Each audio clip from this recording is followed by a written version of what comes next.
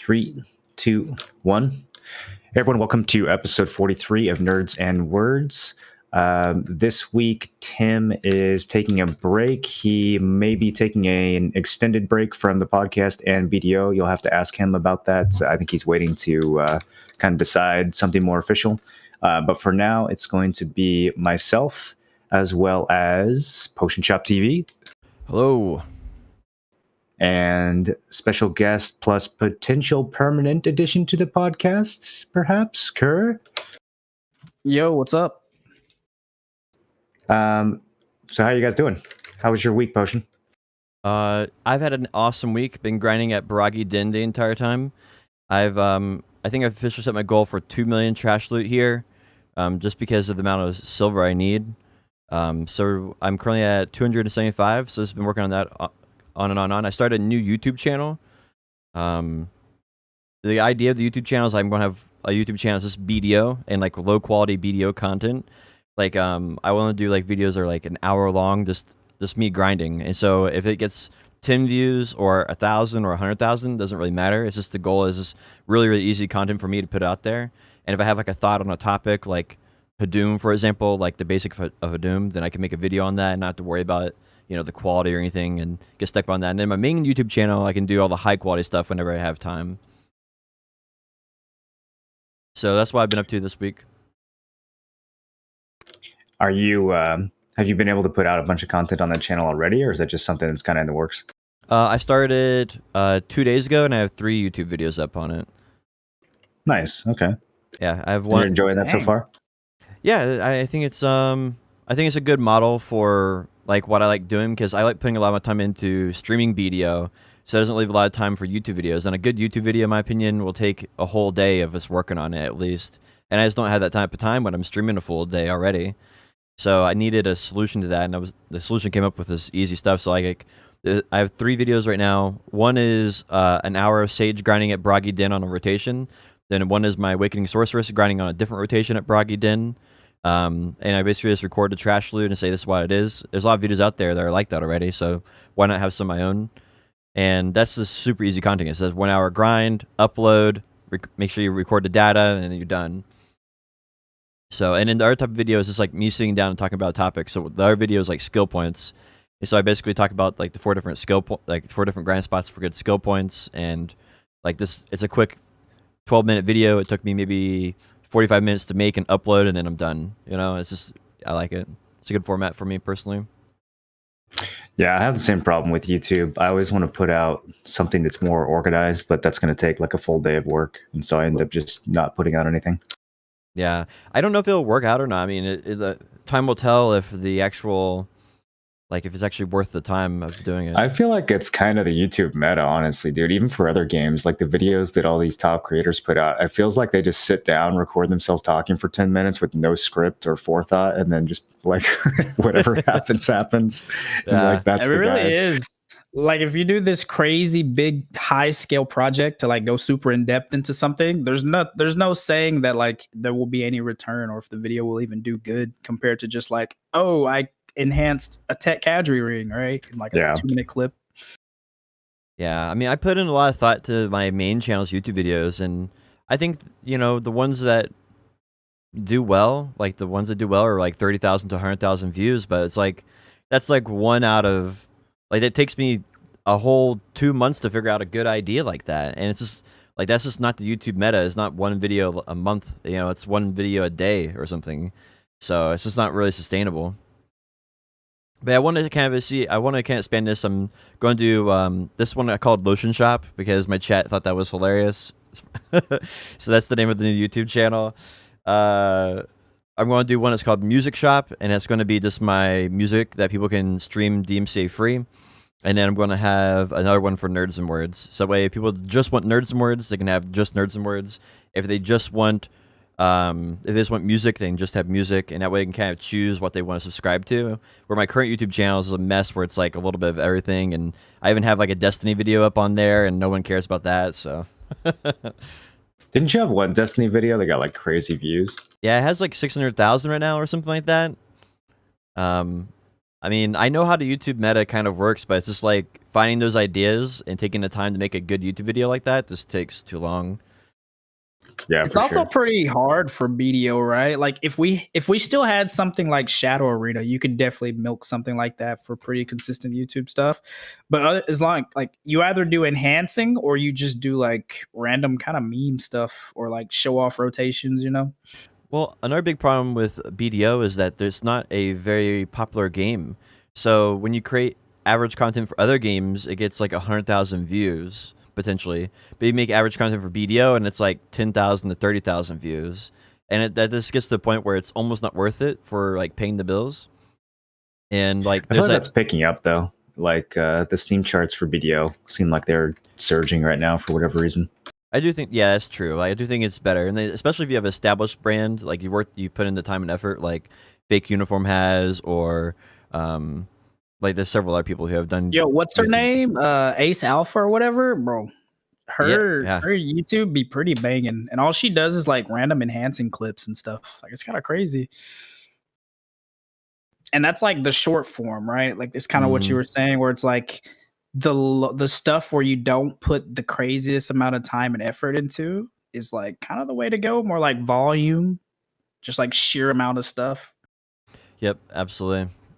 So I'm curious. I had this idea of like I knew the YouTube meta right now is you make a YouTube channel and you just make a whole bunch of them, and then you just see what sticks, and each one has its own kind of theme to it. And I was trying to think of something that would fit BDO better, and I think I finally kind of figured that out a little bit. Kerr, how's your week been? I've been suffering from too much time. What? Yeah, so like I had finals last week. At least I think it was last week. So I was like, I had my schedule where it was like had class on these days, stream during these times, homework during these times. Well, then like after finals, all that stopped. So now it's like I got no obligations. So there was like a Must be whole nice. day. Yeah, there was literally a whole day where I think I just like laid on the couch and watched Criminal Minds for like 18 hours. But other than that, I'm pretty good. Is that Try to show get still back on going? It has like 20 seasons. It's crazy. I That didn't is even know it was crazy. still going. But yeah, other than that, it's going pretty good. I goofed off on Alien a little bit last night, but I guess we'll probably talk about that later. Yeah, we'll talk about that in a bit. Cool. What's new in BDO? And you still doing the 5 billion trash grind or whatever?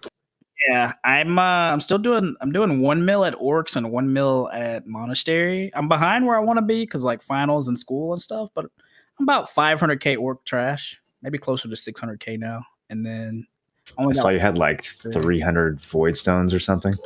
Yeah, I got almost 400 void stones now. They like stack up pretty decently. Dang, that's so many. Yeah, that's crazy. Wait, how much money is that? Isn't that like? I'm expecting by the everything's said and done, once I have 1 million of both trash, to have around 100 bill. Because just in trash alone, it's 18.5 bill from the orc trash and 19 bill from monastery. Plus I have enough to make like 4 or 5 of the crit ring upgrades, which are a bill each, and then you have all the black stones and all the 3 mil drops and stuff. So it adds up pretty quick. Not bad, not bad, not bad. I actually messed up my math when I was doing the math for Bragi Din, because I was counting the shards. You combine like the yellow shards with the fury shards for the cup. Yeah. And I was calculating that based on just getting the drops at 1 grind spot and not dividing it by 2, because you have to get them at 100 at 1 and 100 at orcs or something. So really, you're only getting half the value out of it per shard, not the full value.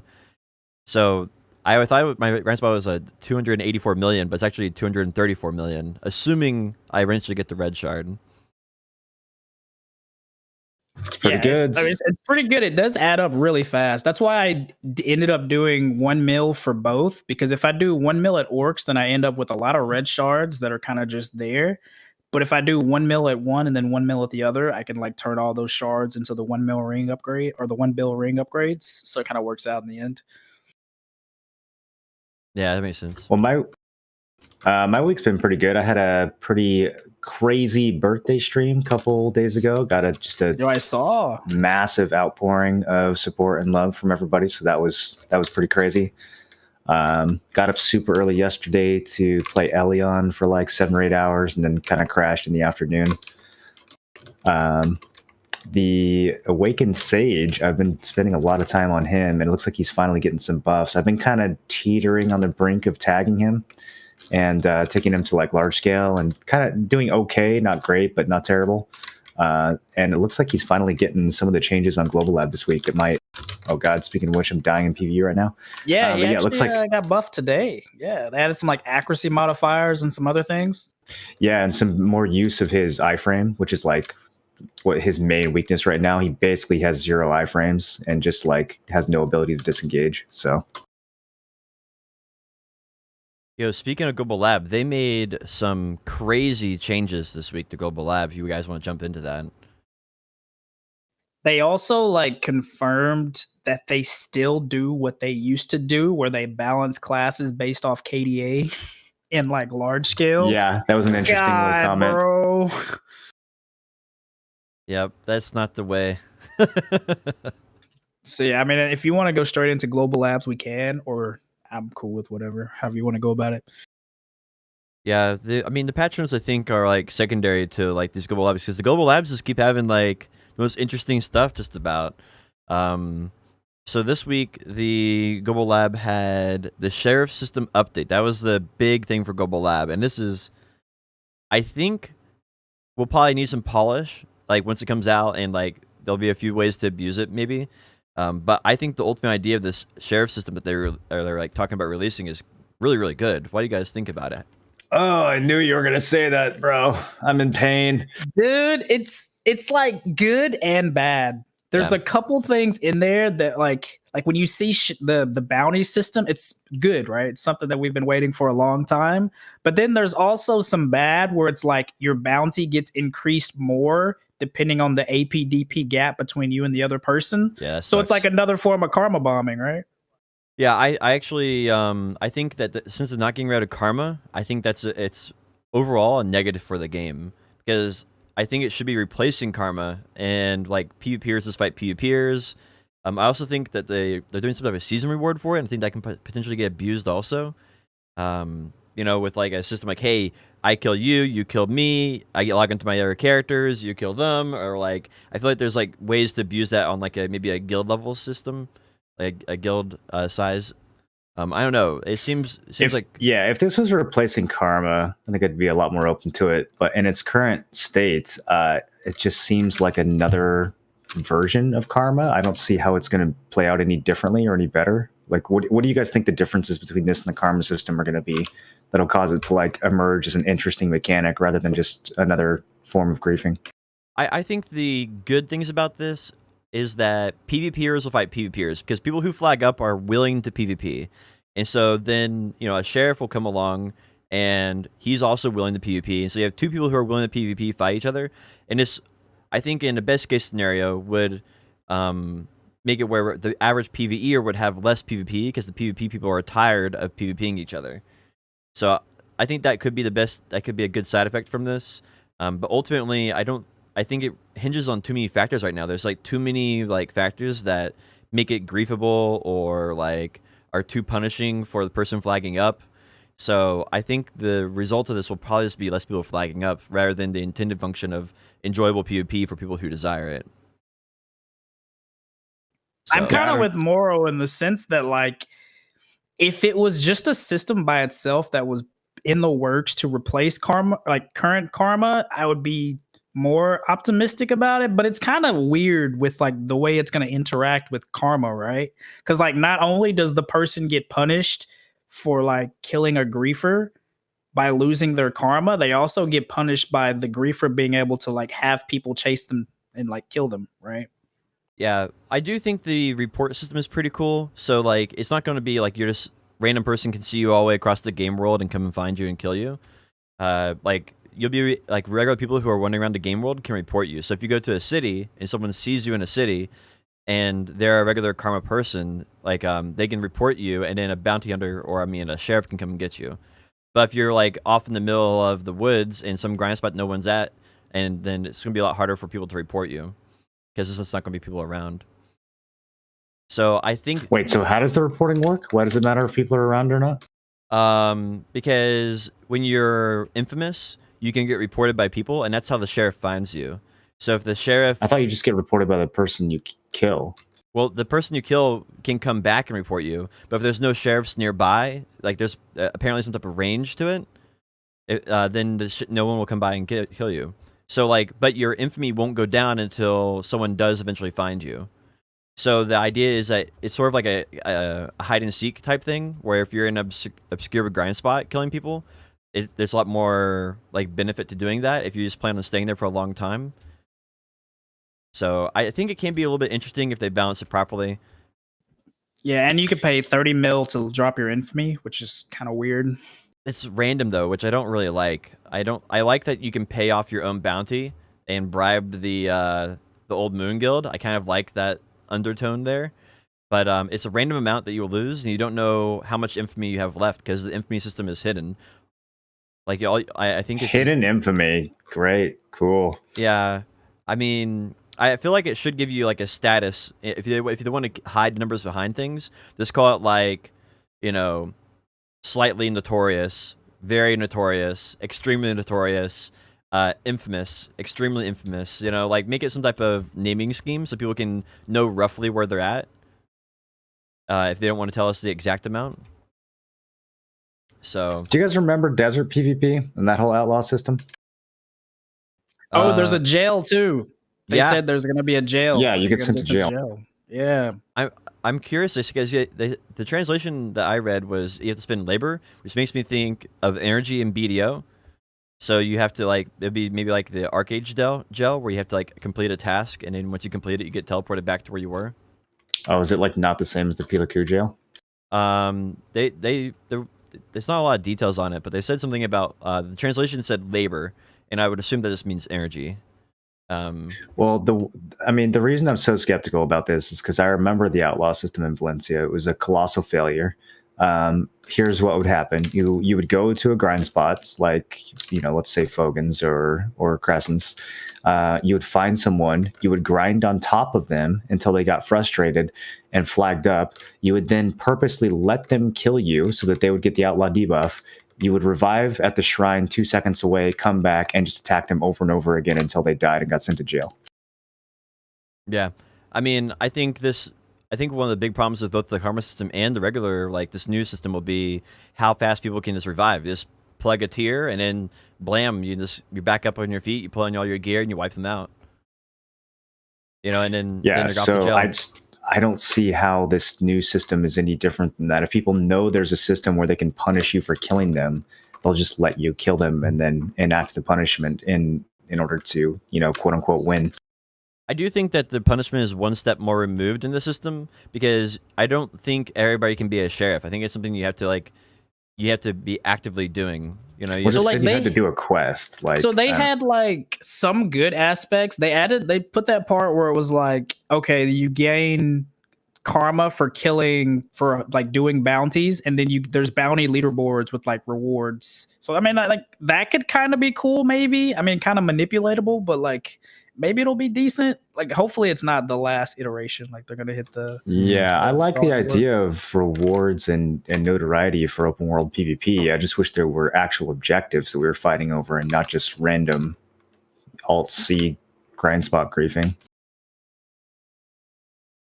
Yeah, I definitely think there needs to be more objectives, but it's one step at a time. And so I hope they kind of do if they can get this down right, then they can maybe they'll make the the guild system into nodes, where you're drilling in the desert. That might reinforce that a little better.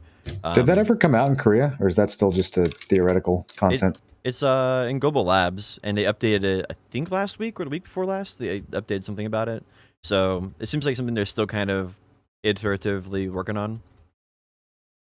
I think that's another thing is how long is it going to be until they get this? I think it's this type of thing where you kind of release it and you do tweaks on it over time, because I don't think this will you'll be able to tell actively on Global Lab if it's working properly or not. Yeah, I don't know. I hope this is one of those things that stays on Global Lab for a while and until they think about it a bit more and kind of iron out some of the kinks before, just beta testing it on the live servers. Yeah. Yeah, I think the double penalties, though, for karma is really harsh. The penalties are twice as much, and the rewards are not there. And, like, there should be a reward for flagging up and killing somebody, and that should be, like, making it where the person that you killed disappears. But Yes, please. This currently seems like the current people who are actually trying to flag up and win PvP are the people who are getting punished the most. And I feel like that needs to be addressed. Like, there needs to be some type of respawn system in place that goes along with this. Otherwise, there's no point. Because who's going to flag up anyway with the current karma system? Nobody. Like, everybody's just the players came up with their own solution because the current karma system is so bad. So unless they solve, like, what do you win when you flag up, like, until they solve that, I don't think the notoriety system, although really, really cool, no one's going to use it.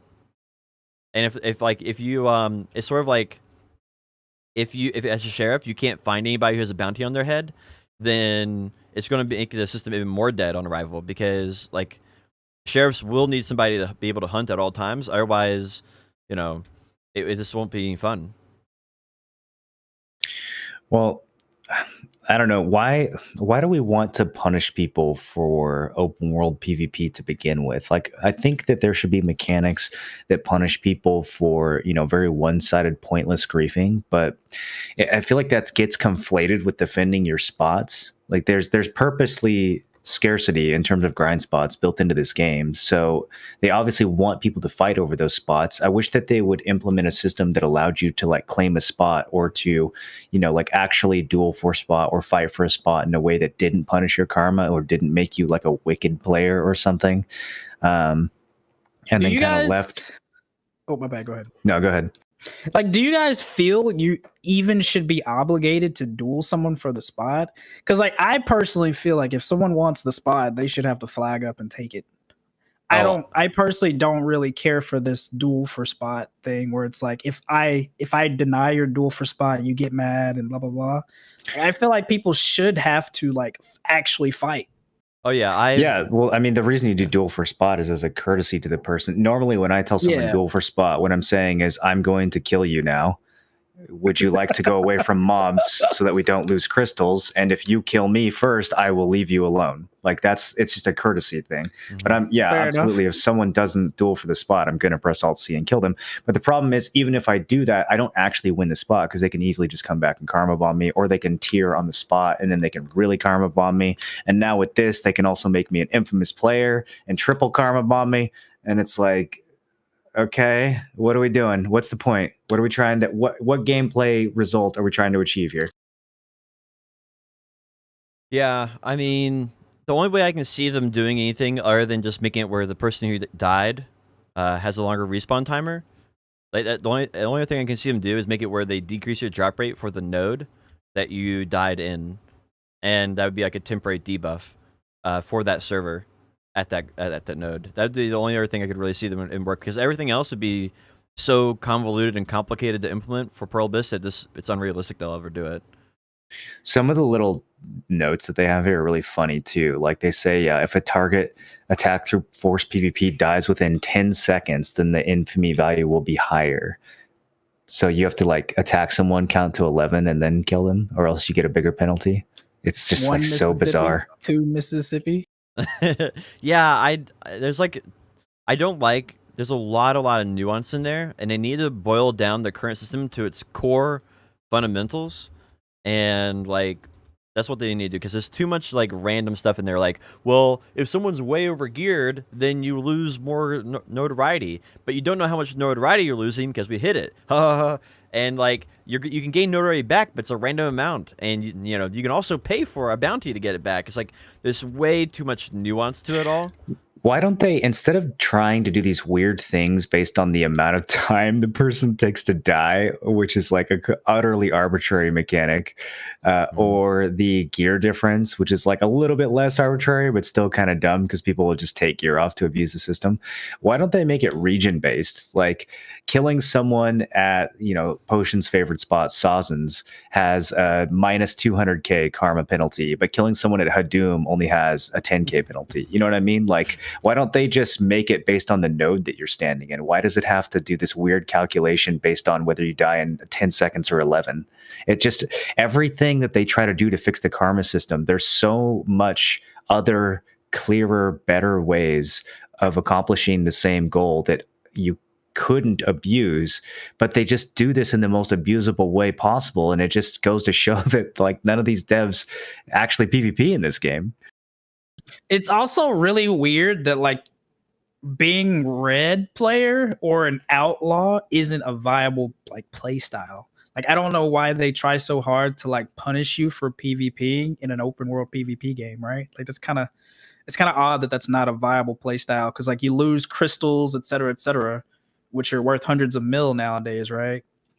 Yeah, I think they need to do this. They need to rework karma, and then they need to rework the penalties for dying to another player. And like once they, I think, do all three of those, then maybe we have a system that works properly. But right now, I feel like they're adding a band-aid fix onto an already broken leg or something. It's like they need to kind of like treat the core issues with it before they add anything new. I think I might actually be misreading this 10-second thing. It says if a target, so this depends on the translation, but it says if a target attack through forced PvP dies within 10 seconds. So that I wonder if that's actually targeted towards mob deaths. Like if you hit someone or you grab someone and feed them to mobs, like they take a death within 10 seconds of you hitting them, then you still lose infamy. I feel like that could be what they're trying to do. Ooh, that'd be really cool because that prevents like team fighting.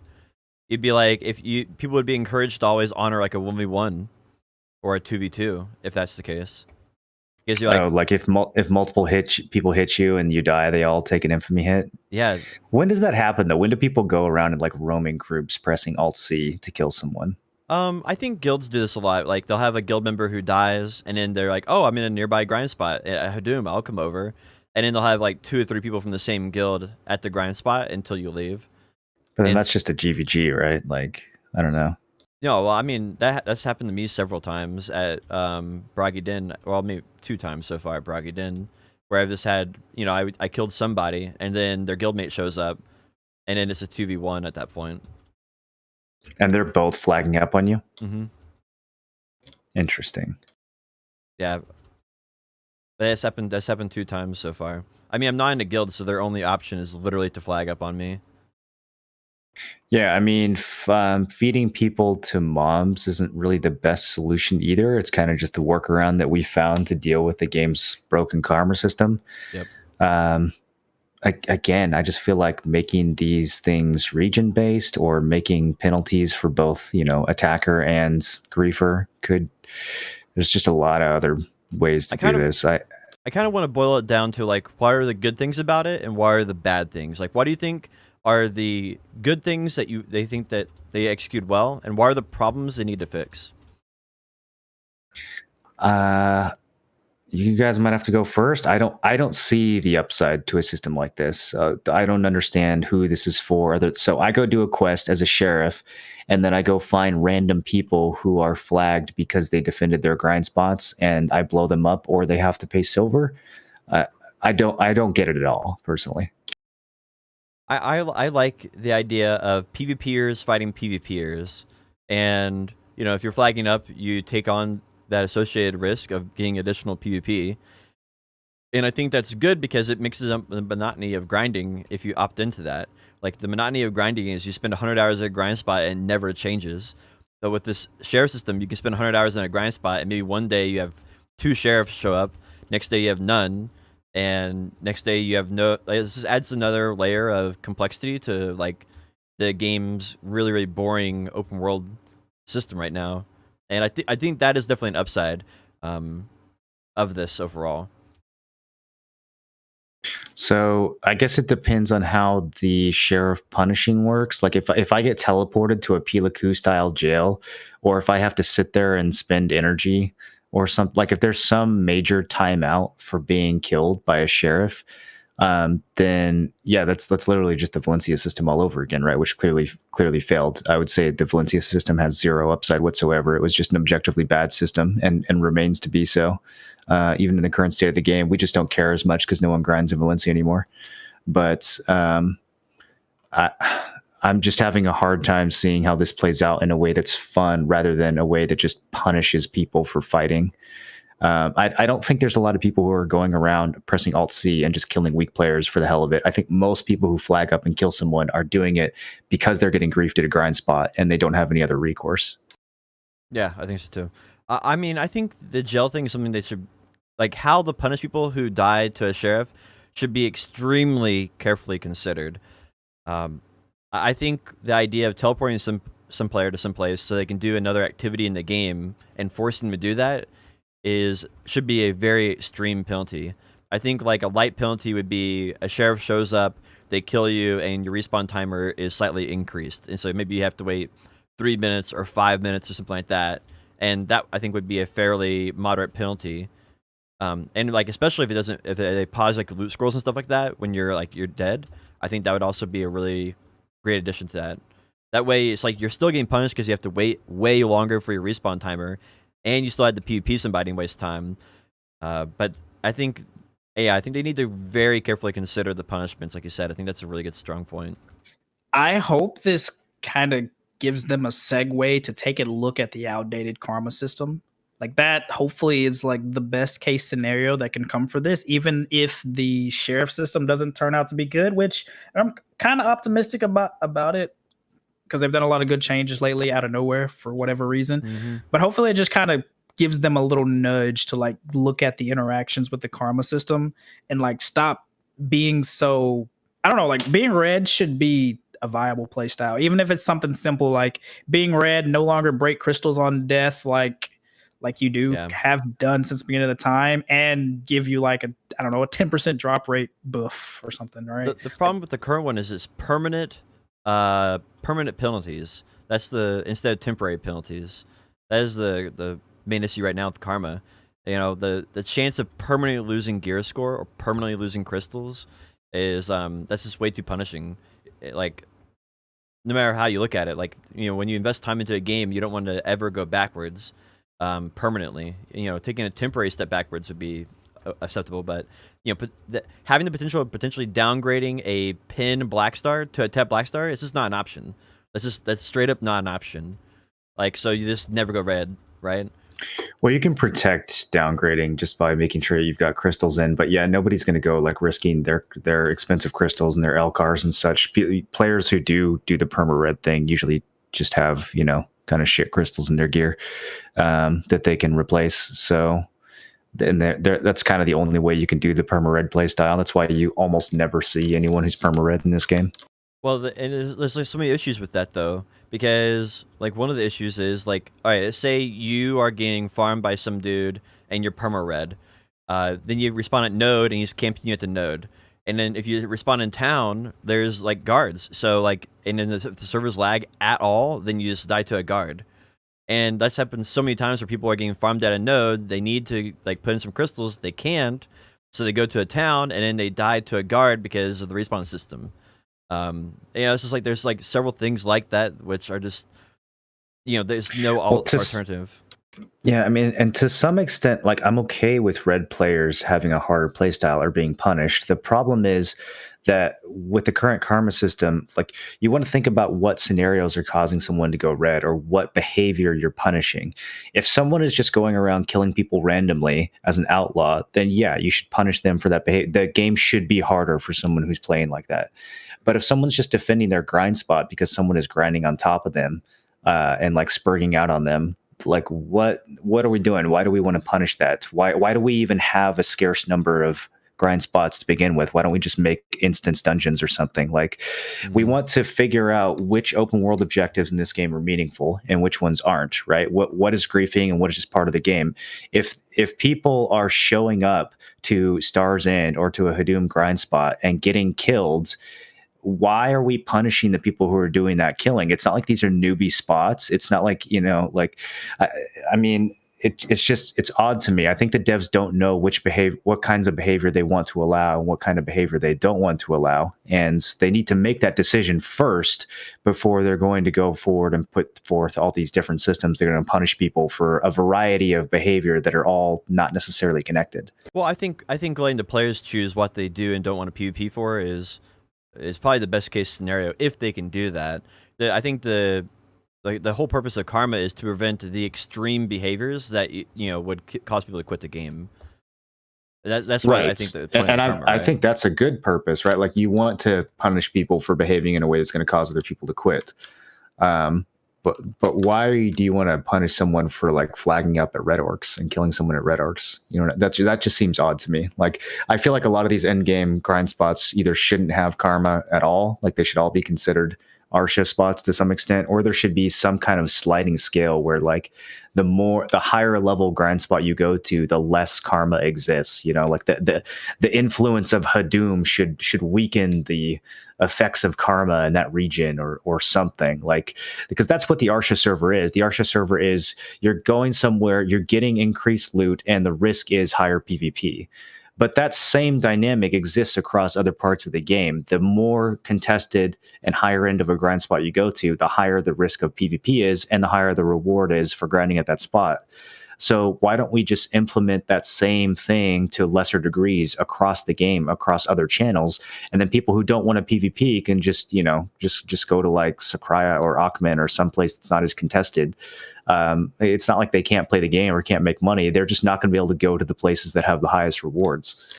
So you basically think the karma penalties are too harsh currently, and that they should be based on they should be less harsh in more like in-game grind spots. It's not even a matter of harshness. It's a matter of they're targeted at the wrong people. We're punishing the wrong people for the wrong behavior.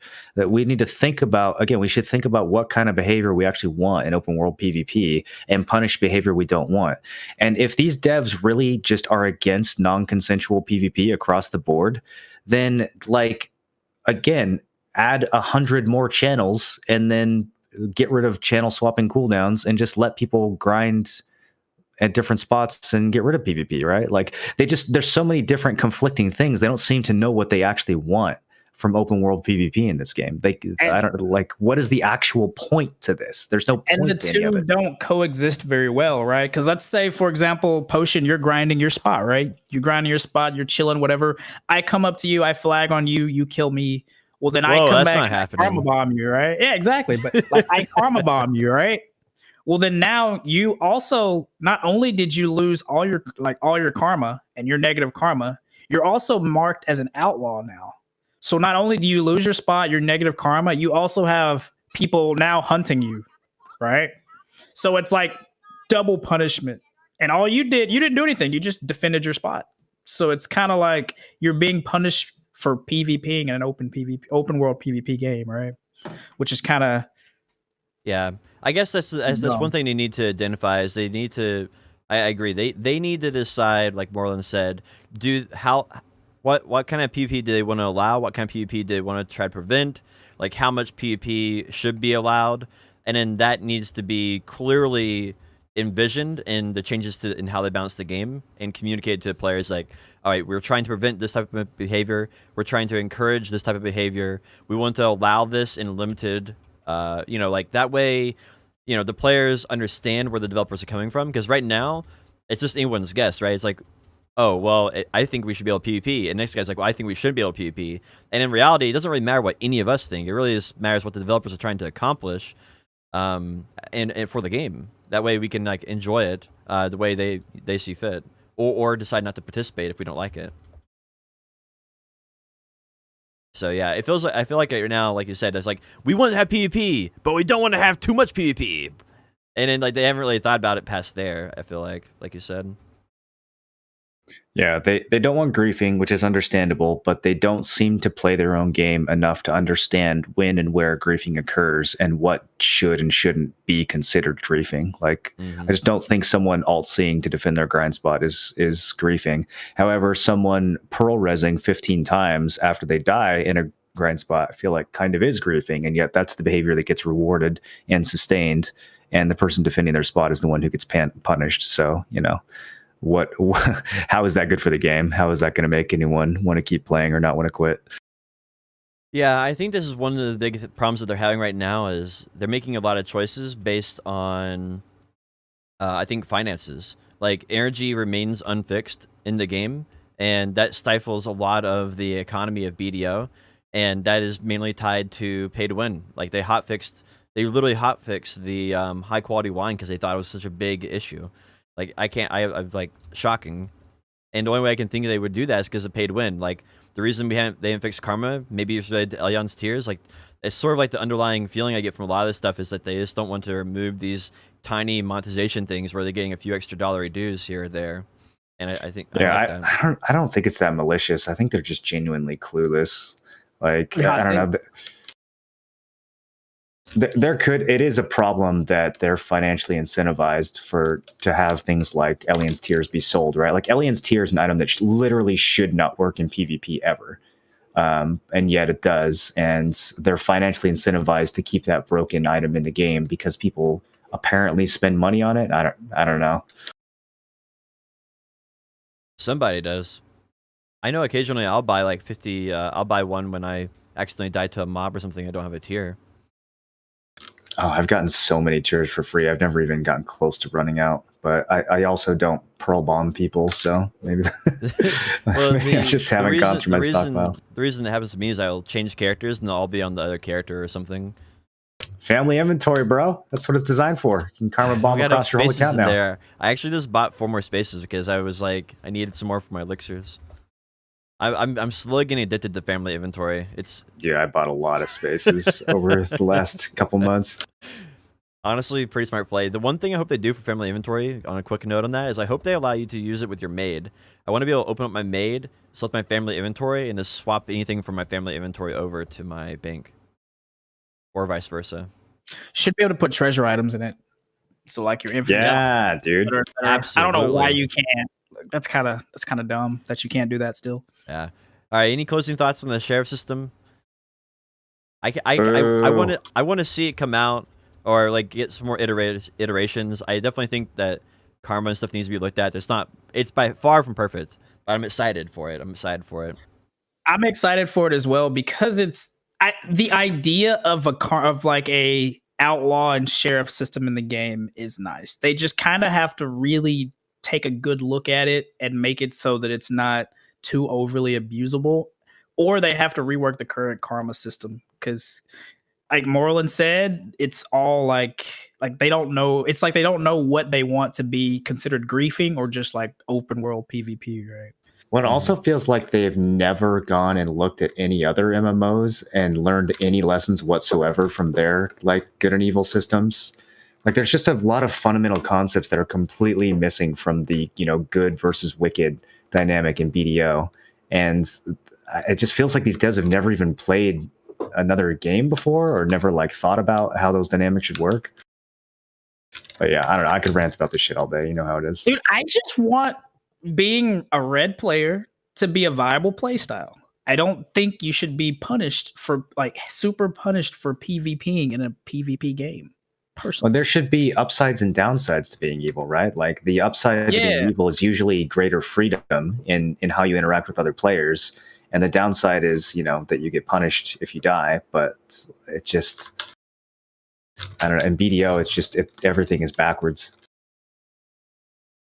Yeah, it feels that way for sure. So yeah, we'll just wait and see what they do with it, I guess. Hopefully this is just like the first iteration, right? And that seems to be, if you look at what they've been doing for new stuff, is they've been iterating on it. Like the drill, they've done several iterations on the drill.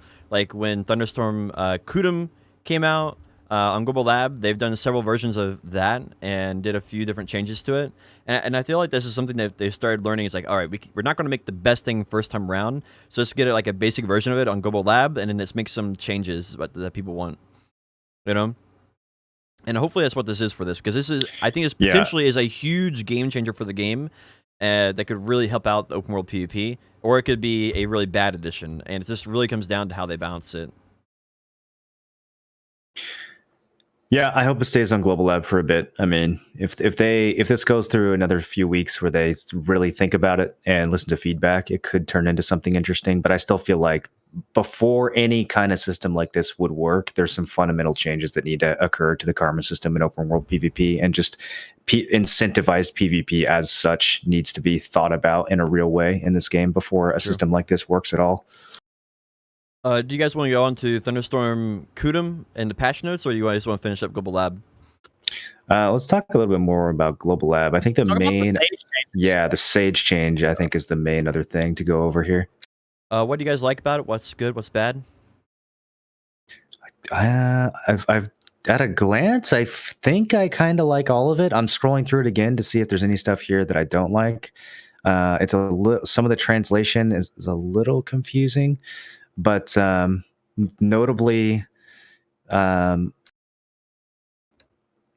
trying to see exactly what they've done in terms of nerfs, because there's saying there's in the blue text that Succession Sage needed nerfs after last week's change. So last week's change, which hasn't hit NA yet, but it has hit Korea, was that when Succession Sage uses Rift Chain off cooldown, you can see them now. So you can see where they're going to come out.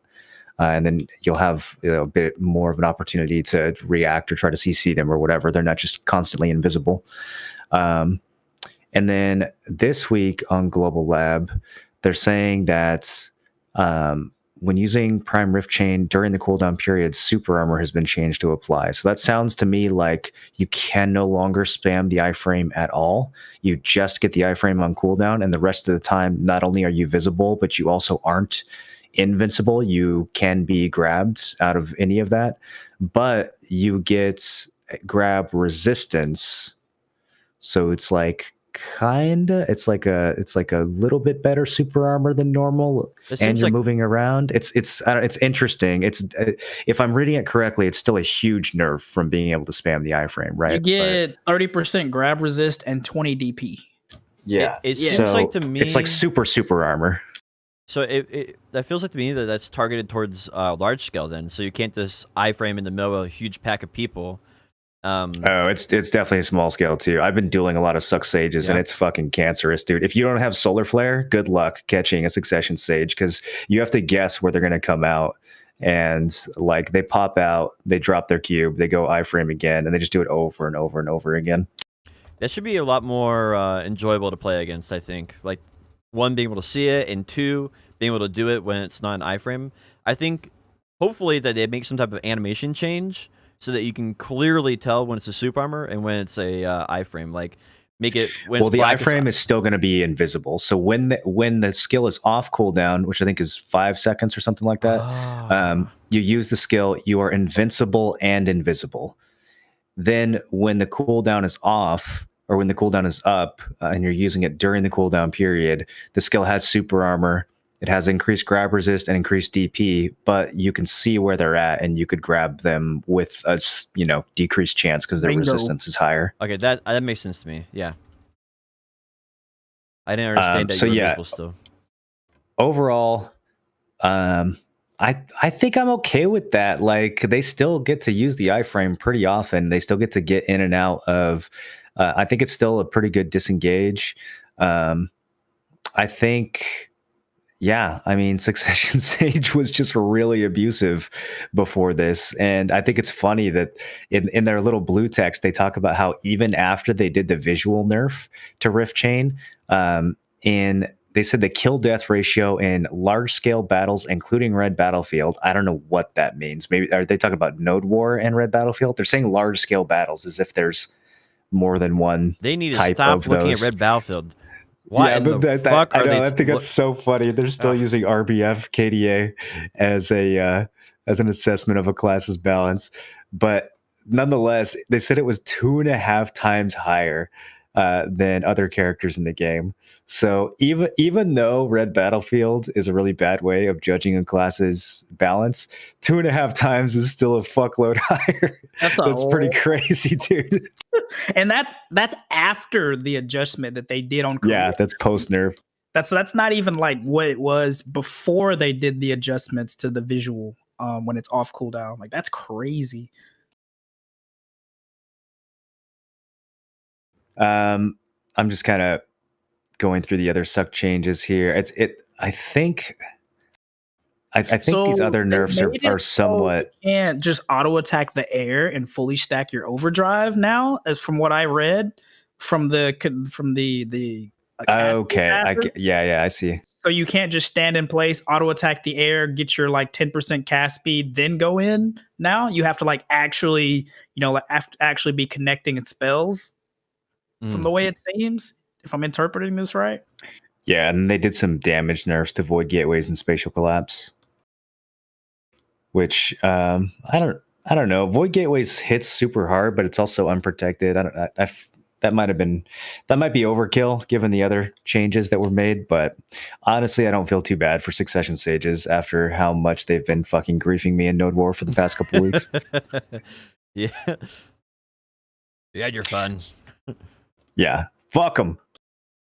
But I wish that they would nerf Suck Wiz this hard. Could you imagine if Suck Wiz got this treatment instead of just like, oh, we took away one of your super armors? Like, wouldn't it be great if they actually gave us like a big chunk of, significant tone downs to Suck Wiz? Yeah, I think one of the main problems that they are dealing with right now is they're too data driven. Like, you need to look at feeling and how the game feels to play first. And then once you identify a problem in how the game feels to play, then you look to data on how to solve that properly. Like, okay, this ability is doing, 90% of the killing. Oh, this ability is like, you look at data once you've identified a feeling of the game not being fun, whatever that might be. And that's the problem, is they're looking at data right now and not really judging that data from a feeling first. Well, it's because none of the devs actually play the game enough to have like a subjective experience of what needs to be changed. They have to look at things like kill death ratios because that's all that's available to them. It, though, is that you would think that they would be able to look at different like variables, right? So it's like, let's say if you have 200 people playing Sage in RBF and they still have 2.5 times higher kill death ratio than other classes, there's a problem.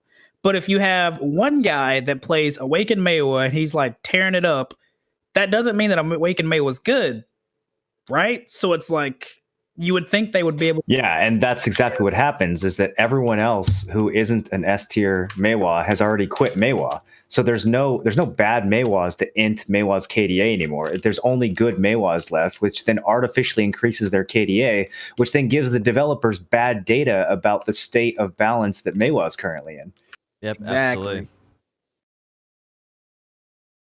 Yeah, I think like that's a really strong point, and like they needed some way to categorize that differently, And it's obvious to us players because like people who participate in it, you just get blown up by a wizard over and over and over again. You're like, yeah, something needs to change here, fam. This ain't it. So, you guys will move on to the next thing, Global Lab. I think the next thing was like they did some buffs to Awakening Sage. They gave him like 9% accuracy buff to one of his abilities. Is that it lasts 10 seconds after Radiant Annihilation. You think it's more of a PvP thing? I didn't think that was much of an issue on him. I was grinding with him.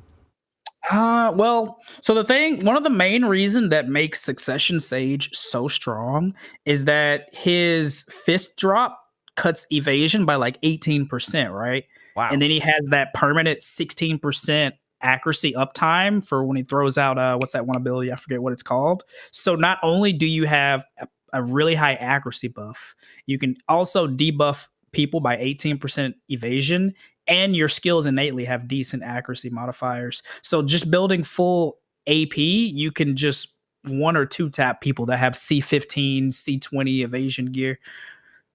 So you're basically ignoring your protections.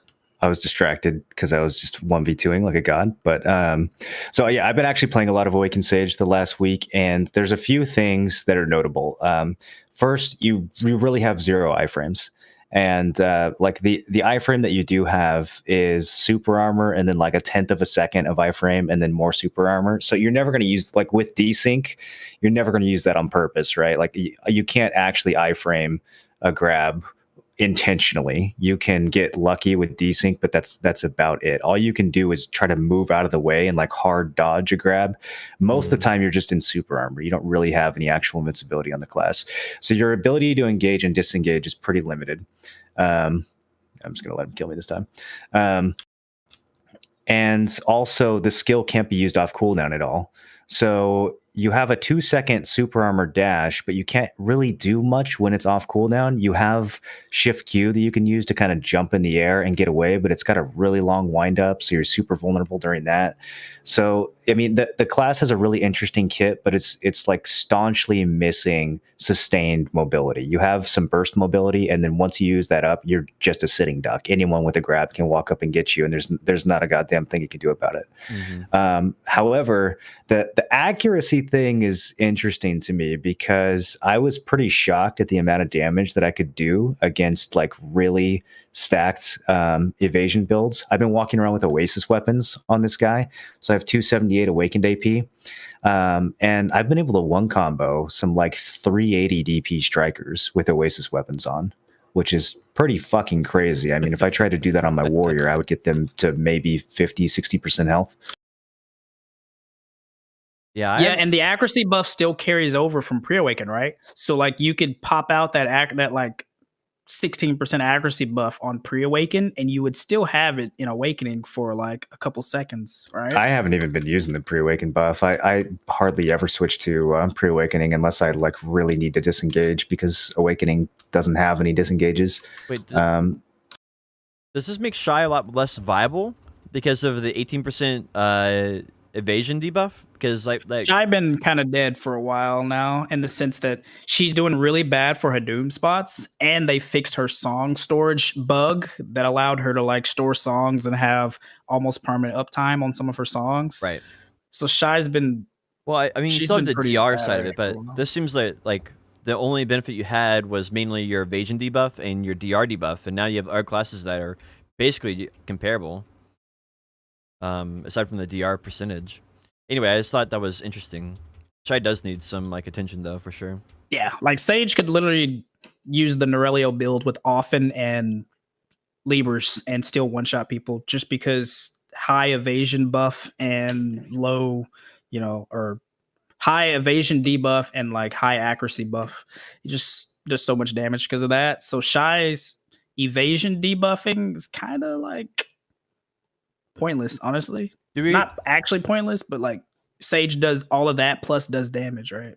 With like Sage doing so much damage, do you guys think they're going to start doing like hybrid builds on Sage where it's like a little bit more evasion than normal? I don't think it'll keep you alive. The class is, at least for Awakened Sage, the class is like really easy to catch and blow up. I don't feel like it has any inherent tankiness to it. But you do a lot of damage. I don't know. I feel like Glass Cannon's still just the way to go, just so you can do better like AoE trading and stuff. For sure, because there's like no reason to build accuracy, because you have all that innate accuracy, and there's not really much point in building like giving up any AP. So you're more so building for that shotgun, right? Where you like get your accuracy buff up, zoom in, drop the fish, drop the block, use the flow, blow up like 5 people, and then hope that your super armor on the way out plus the grab resistance lets you escape. I still think that's probably going to be the best way to go, but I guess you never really know. I've been waiting for them to add some kind of easier swap into pre-awakening so that we can use Rift Chain as an Awakened Sage to engage and disengage. That would kind of open things up a bit more. It doesn't really seem like they're doing that, but they did say something here about C-swapping being faster, so maybe you'll be able to like C-swap into Rift Chain. I'm not really sure without getting my hands on the patch yet. It's going to be hard to say how some of this plays out, but they did say that overcharged bolts, so overcharged dash basically can be used when it's off cooldown. So that means as long as I do another skill first and then cancel into my dash, I can now spam it. So that actually opens up a ton of options for movement and might kind of fix my overall gripe with how the class is just a sitting duck once your cooldowns are up. I'm glad you like have been playing him, because I hardly ever see Awakened Sages, and like it's kind of weird to tell like if they should be damage or if they should be like what they should be doing, because it seems so like underwhelming compared to Succession. Yeah, I think that's the problem with power creep in general in this game right now. Is you'll have a new class that comes out that's really strong, but since there's so many other things that are way over the top, overpowered, people don't really notice what's strong or what's even slightly overpowered because it's always being undershadowed. What am I trying to say? Yeah, overshadowed by something that's extremely overpowered. So yeah, I don't know. If Suck Sage wasn't so abusive, then maybe Awakened Sage would be getting some more attention. But I don't feel like my damage in large scale is super crazy. I do feel like in 1v1, when I can lock someone down and grab them and cancel a bunch of skills on top of them, that I can do extreme amounts of damage. But I don't feel like I'm throwing out extreme amounts of damage in a large scale setting where I'm hitting 10 people at once. Because in that instance, I'm using more protected skills. I can't just stand on top of somebody and do like a 5-skill combo real fast, because I'll just get CC'd out of it. Yeah, makes sense. They are doing a couple things that are going to help in large scale, though. So one of the main skills you use is called Upsurge. It's a little like you can fast cast it, and it debuffs enemy knockdown resistance by 30%. And there's 2 different versions of it. One of it goes horizontally, like left to right from your character, and the other version goes forward. And they're changing it so that after using it after most of your main abilities is going to send it forward instead of side to side. So that's going to make it way more useful as a large scale ability to get both more damage and to do like an AoE knockdown resist debuff. So I think that'll help a lot with the KD crystal meta, and just like allowing both you and your teammates to get more knockdowns and more bounds by throwing out that debuff. So that's definitely like an interesting, utility that they're giving the class as well, that I think will make a difference. Yeah, I like the idea of it. I hope that they do these type of things as more of like, this is what makes this class unique, rather than becoming the new standard of every class gets super armor, and every class has knockdown resistance, or ignore knockdown resistance. Now every class has like bigger evasion debuffs. Like, I hope it's more of like just a unique thing for Sage, so that he has like a unique presence in the game rather than the new meta for class design. That's like my only concern with it. I'm really curious on like why now, after so long, they decide to do some class rebalancing, especially because like back in December they took such a strong stance of like, we will not nerf any class, especially Witch Wizard. We will bring everybody up to their level. It kind of seems like they've finally realized that Bro, they shit's just impossible. say shit. They just say shit all the time. These devs never mean what they say. Do you remember when they said that they were never going to put crowd control on protected skills? Yep. They literally said that, dude. Like, come on. And that was the main reason why they did that big giant sweeping class change of 2018. They changed every class and took away all these protected CCs, and then they left it on Awaken, Witch, and Wiz. And then Succession came out, and all the Successions had protected CCs, and they went, oh shit, well, I guess we should put some protected CCs back on Awakening. And now we're back to where we were in 2016, except for Awakened Sage. As an Awakened Sage, I basically have 0 protected CCs, so thanks for that. And then they're like, oh wait, shit, now other people feel left in the dark. Let's implement core skills. And with core skills, now everybody can have protected CCs. I think it's so and the dumb. core skills are just the old CCs that they removed getting added back onto the skills that used literally. It feels like we just like that single core skill patch felt like we went back 2 years in like PvP like bounce. It's like we just trashed all the progress we made in one patch. Yeah, I would love to see behind the curtain at some point, man. It feels like there's a different PvP like lead designer in this game every 6 weeks. Either that or like there's multiple departments that are in charge of PvP and they're all patching simultaneously and just not talking to each other. It's so bizarre, like the way It's this just stuff one gets dude. implemented. The craziest thing though is like the blue guy. text. It's like the blue text that gets me, where it's like they like the way they justify the things they do. Like how, what was it last week, where they gave Ninja an extra 7% attack speed on his attack speed steroid? Like, why? Like, and then they say stuff like, "Oh, this class isn't able to keep up with the way the game has progressed." It's like, what do you mean? Have you not seen? And then there was the one with Sork where they're like, well, this class is not dealing the damage that it used to do as gear progresses in the game. And I'm like, isn't that true for all classes in a way though? Like as people get more gear, you do less damage. I don't know. It's kind of, they do really weird like justifications with the blue text. Yeah. Yeah. I do think the blue text is good. I do think the blue text is good because that allows like the players to say you're being stupid or not, and then that allows them to kind of like reconsider their position on like how they're judging player feedback. I'm definitely glad they're giving the blue text for sure. I think it's good. 100%. I think that's a really, really positive change. Even if it does make no sense sometimes. I'm gonna have to try so hard to win the trial tournament so that I can be part of the Adventurers Roundtable. Have you guys seen that? Such a dumb idea. So people who are good at PvP know how to bounce games now? So there's going to be 22 people from the regular tournament and 22 people from the trial tournament that all are part of a roundtable. I don't know how that's going to work. That sounds like there's basically going to be a Google form that you get to submit that goes straight into the shredder once a week. But I don't know. Maybe there's 44 different class balance teams that are all going to, or 22 different class balance teams that are all going to sit down and have a meaningful conversation with the Adventurers Roundtable. But I kind of doubt it.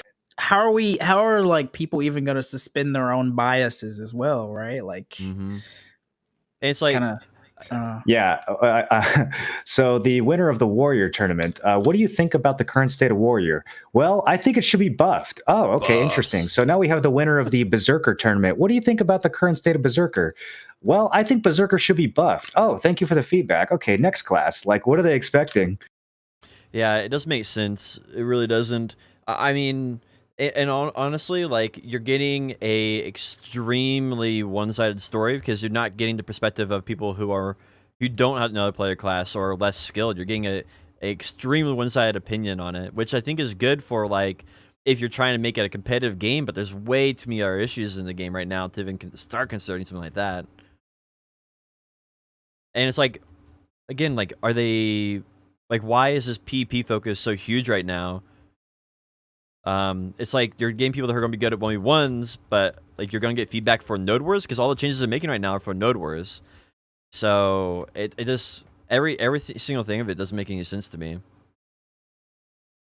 And we already saw what happened to like the round table in like Korea, right? They had like everybody had a representative for every class, and we got like Striker got buffed by like a bazillion times. Moose is still like weak, as like nothing came good of it. They had a round table for like. I mean, I like to think that some of the changes that they're doing now are let me believe, okay? Like the DK changes where they like patched up some of the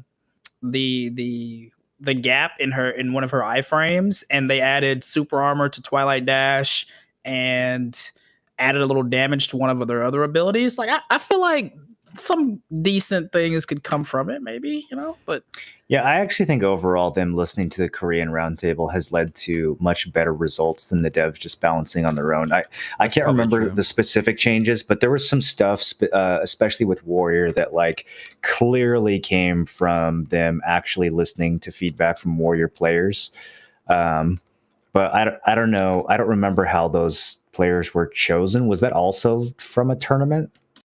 They did the exact same tournament in Korea. Where it's like the fight to decide who's the best. Interesting. So they did this tournament is basically, that's where they got that idea from. They had the same tournament. Yeah, I mean, you're just rolling the dice though, right? Like you're I don't think there's any correlation between being the best 1v1er who's spent the most hours in Battle Arena and actually having a good head on your shoulders for game design. I don't think those two things are connected in the slightest. So you're basically just rolling the dice that whoever becomes your representative will give good feedback that's going to make its way to the devs in a way that makes sense and gets implemented. So maybe I'm sure for some classes it'll go well, and for some classes it'll go horribly wrong, and we'll just have to see. I mean, I do think it's good for class balance overall. I do think there has been some good positives there, and maybe I should take back what I said about this being negative, because, I mean, I guess the thing that I think about and what bothers me most about it is like class balance is not what's making BDO bad, and it's not what's making it good. Like that's not going to solve or make the game successful, because the rules of PvP are the issues. Like the rules of open world PvP, there's no like ranked arena, there's no like all these things are like issues that don't relate to balancing classes, and something that a roundtable that's designed for balancing classes can't really fix. I think balance is a part of the issue, but you're right. The vast majority of it is the PvP incentives and modes themselves. Balance is like 10% of the problem. The other 90% is just a lack of incentives, a lack of interesting modes, a lack of reason to care about your outcomes, and just a lack of like mechanics in those modes that are fun. Change RBF to like a objective based mode, make Node Wars have like get rid of this HP mechanic in T1s. Like there's so many things that we've said over and over again that they could do that would make PvP in the game feel actually meaningful. Ranked arenas, seasonal titles, et cetera, like the stuff that they're talking about doing for the sheriff system, but still won't do for ranked 1v1s or 3v3s. So I don't know, like maybe one thing will lead to another. Maybe if we just keep hammering for long enough, they'll a light bulb will go off. Yeah, I think that would be like they've already done this in Korea, and there was some success, like you guys pointed out. So maybe like they'll get some more ideas from this and go to the next stage. Maybe like, okay, well, what's next after this? We've tried this twice now. How do we continue improving past here? And like maybe this is like maybe the thing that comes after this will be even better. And yeah, we'll have to wait and see.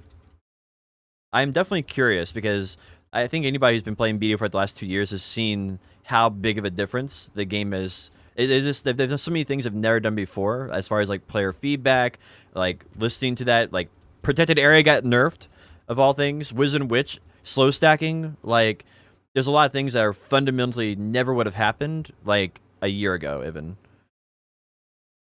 So I do think I am pretty hopeful for it.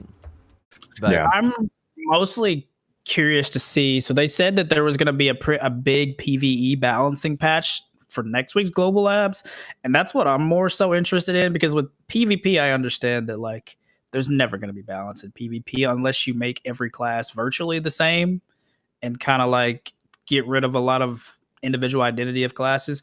But PvE I feel is 100% something that can strike some semblance of a balance, even if it's like adjusting this by 3%, adjusting that by 3%, because we already know that there's like they can change PvE damage without affecting PvP.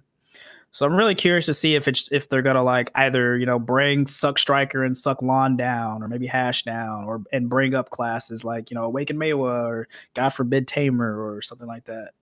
I'm happy they're doing the changes, like the next week's PvE changes, but I am honestly so tired of working on my PvE tier list.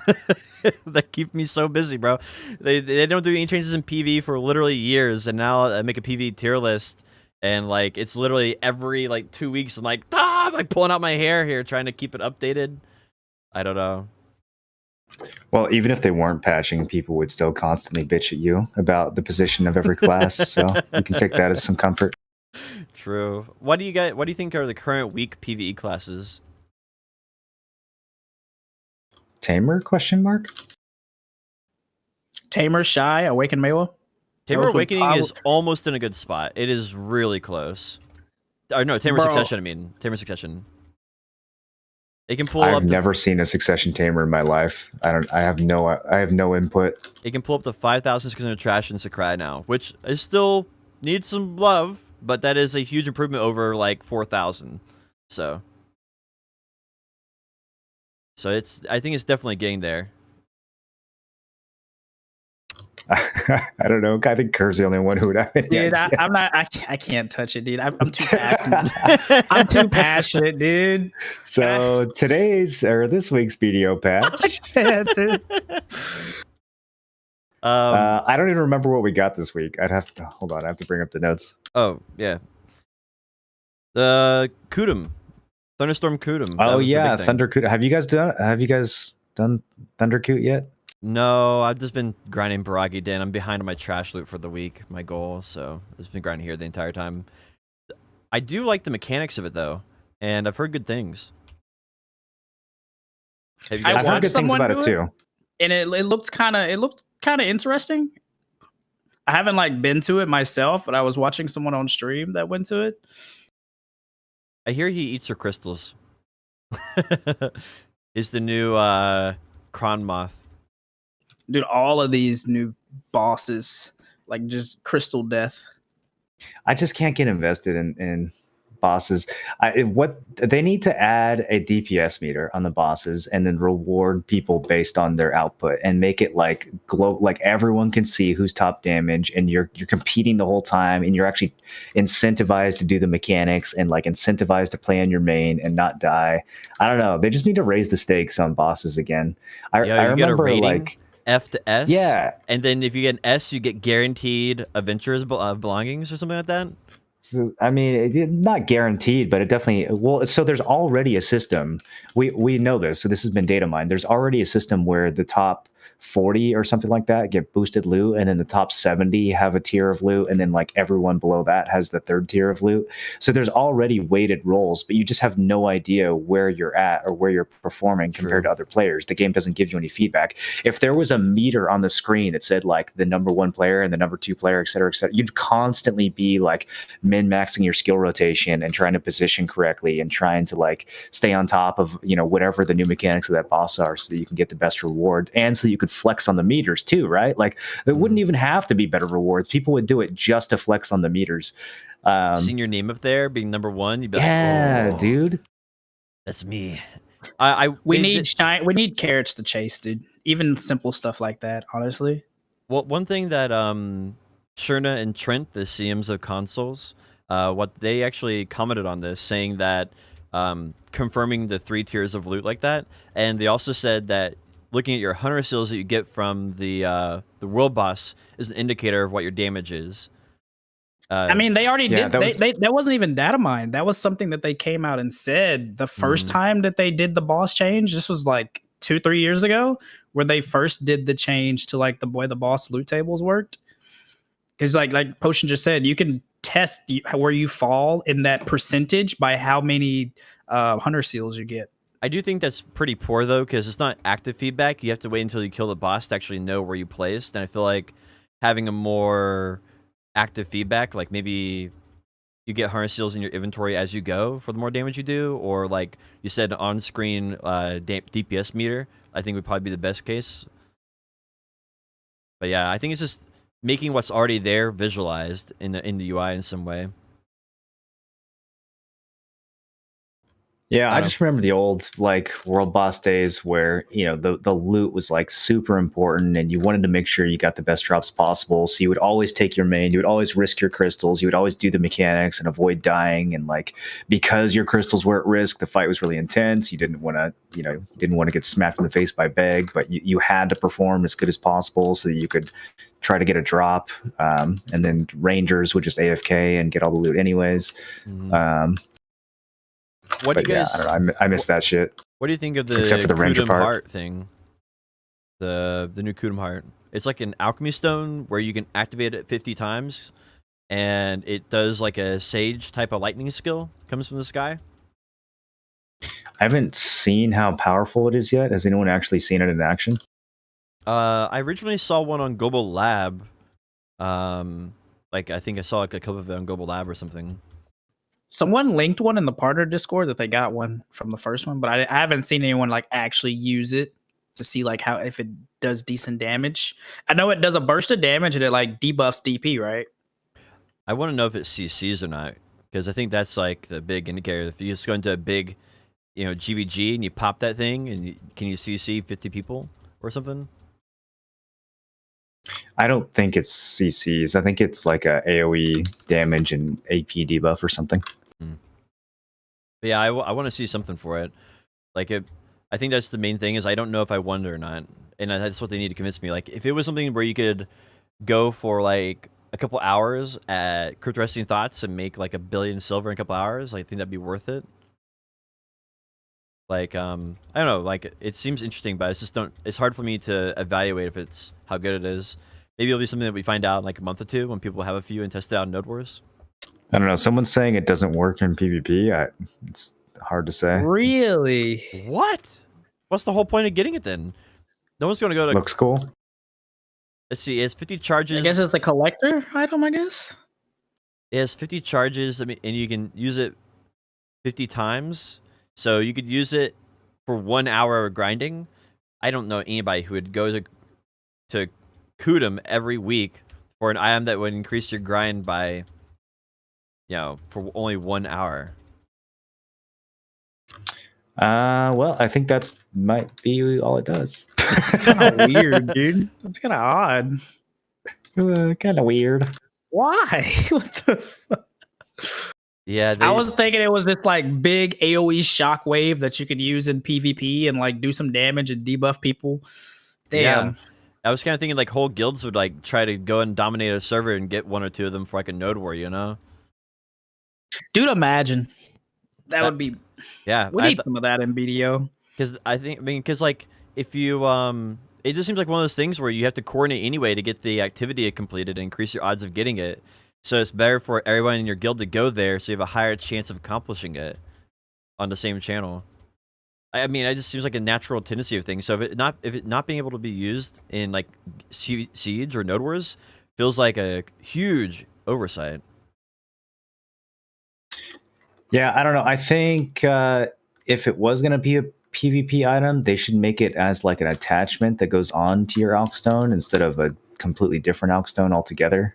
It's the Alkstone system right now seems weird to me. I wish that like Vels and these other Alkstones that you get were reforms that you could put on your Alkstone rather than a completely separate item. Yeah, so you get like a protection, resplendent protection, and add Vels to it. Yeah, you could add Vels to your resplendent, attack or protection or whichever one you wanted to use. It kind of make more sense anyway because then you could add Kudum onto it if you wanted to do that. Like, yeah, I just making it a completely different item seems weird to me. Mm-hmm. I like the idea, but the execution, if it really is PvE only, is kind of lackluster. Yeah, it has to be a really big carrot on the stick to go to a world boss nowadays. Now, if you could use it on 50 packs and it would just one shot 50 packs, all right, now we're talking. Okay, I can get behind that. But if it's just like a little AoE thing, it's that is a little lackluster, I guess. Maybe it's better than I think. Yeah, maybe we'll have to wait a couple weeks. I'm sure somebody will figure out some crazy way of using it.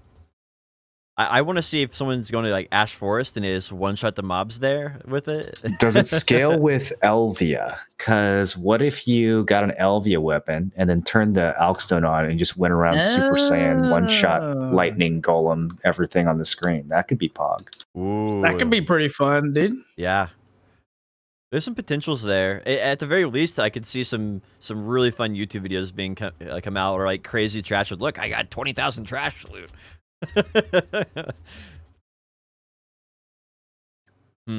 Yeah, we'll have to wait and see. I'll probably try it out sometime this week. The other things they added this week is they fixed emergency escape. I guess assumedly for Did they Arena of Varsha. Well, you can't. You could wait. V? Like, do you mean escape or just V? Yeah, no V.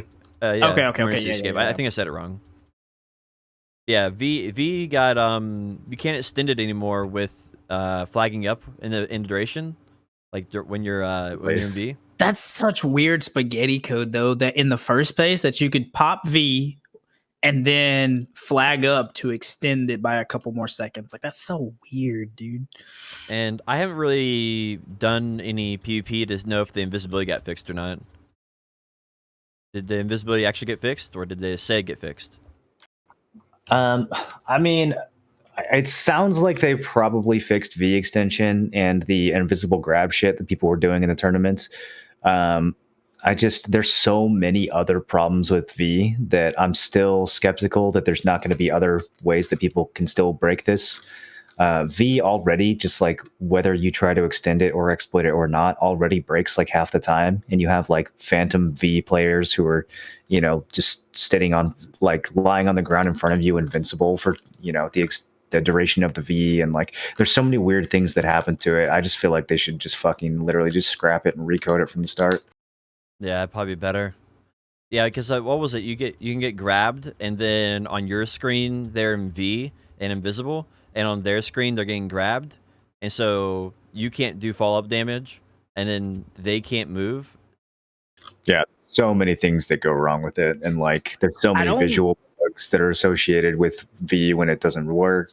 I don't think there's been an iteration ever where V didn't have a bug, because the original V bug was where when you're coming out of V, if you spam strafe left or right, you could dodge the stun by strafing left or right. And that was a thing for like 2 years.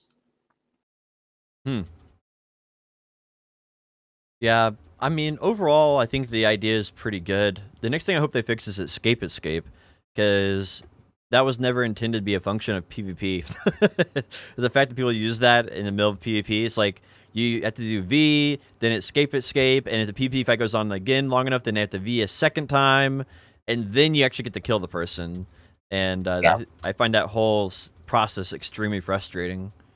Do you guys think that like that kind of swayed any of the matches in the tournament that's happened over the last month? Hugely. The V thing? Oh yeah, it literally decided a large portion of matches. I think every single Valkyrie who won. No, I'm exaggerating, but yeah, like it was all over the place. There, you could practically make a montage out of how many times it got abused during the tournament. Yeah, I'm surprised they didn't like forfeit winnings for people who were using it. Like they take a slightly harsher stance.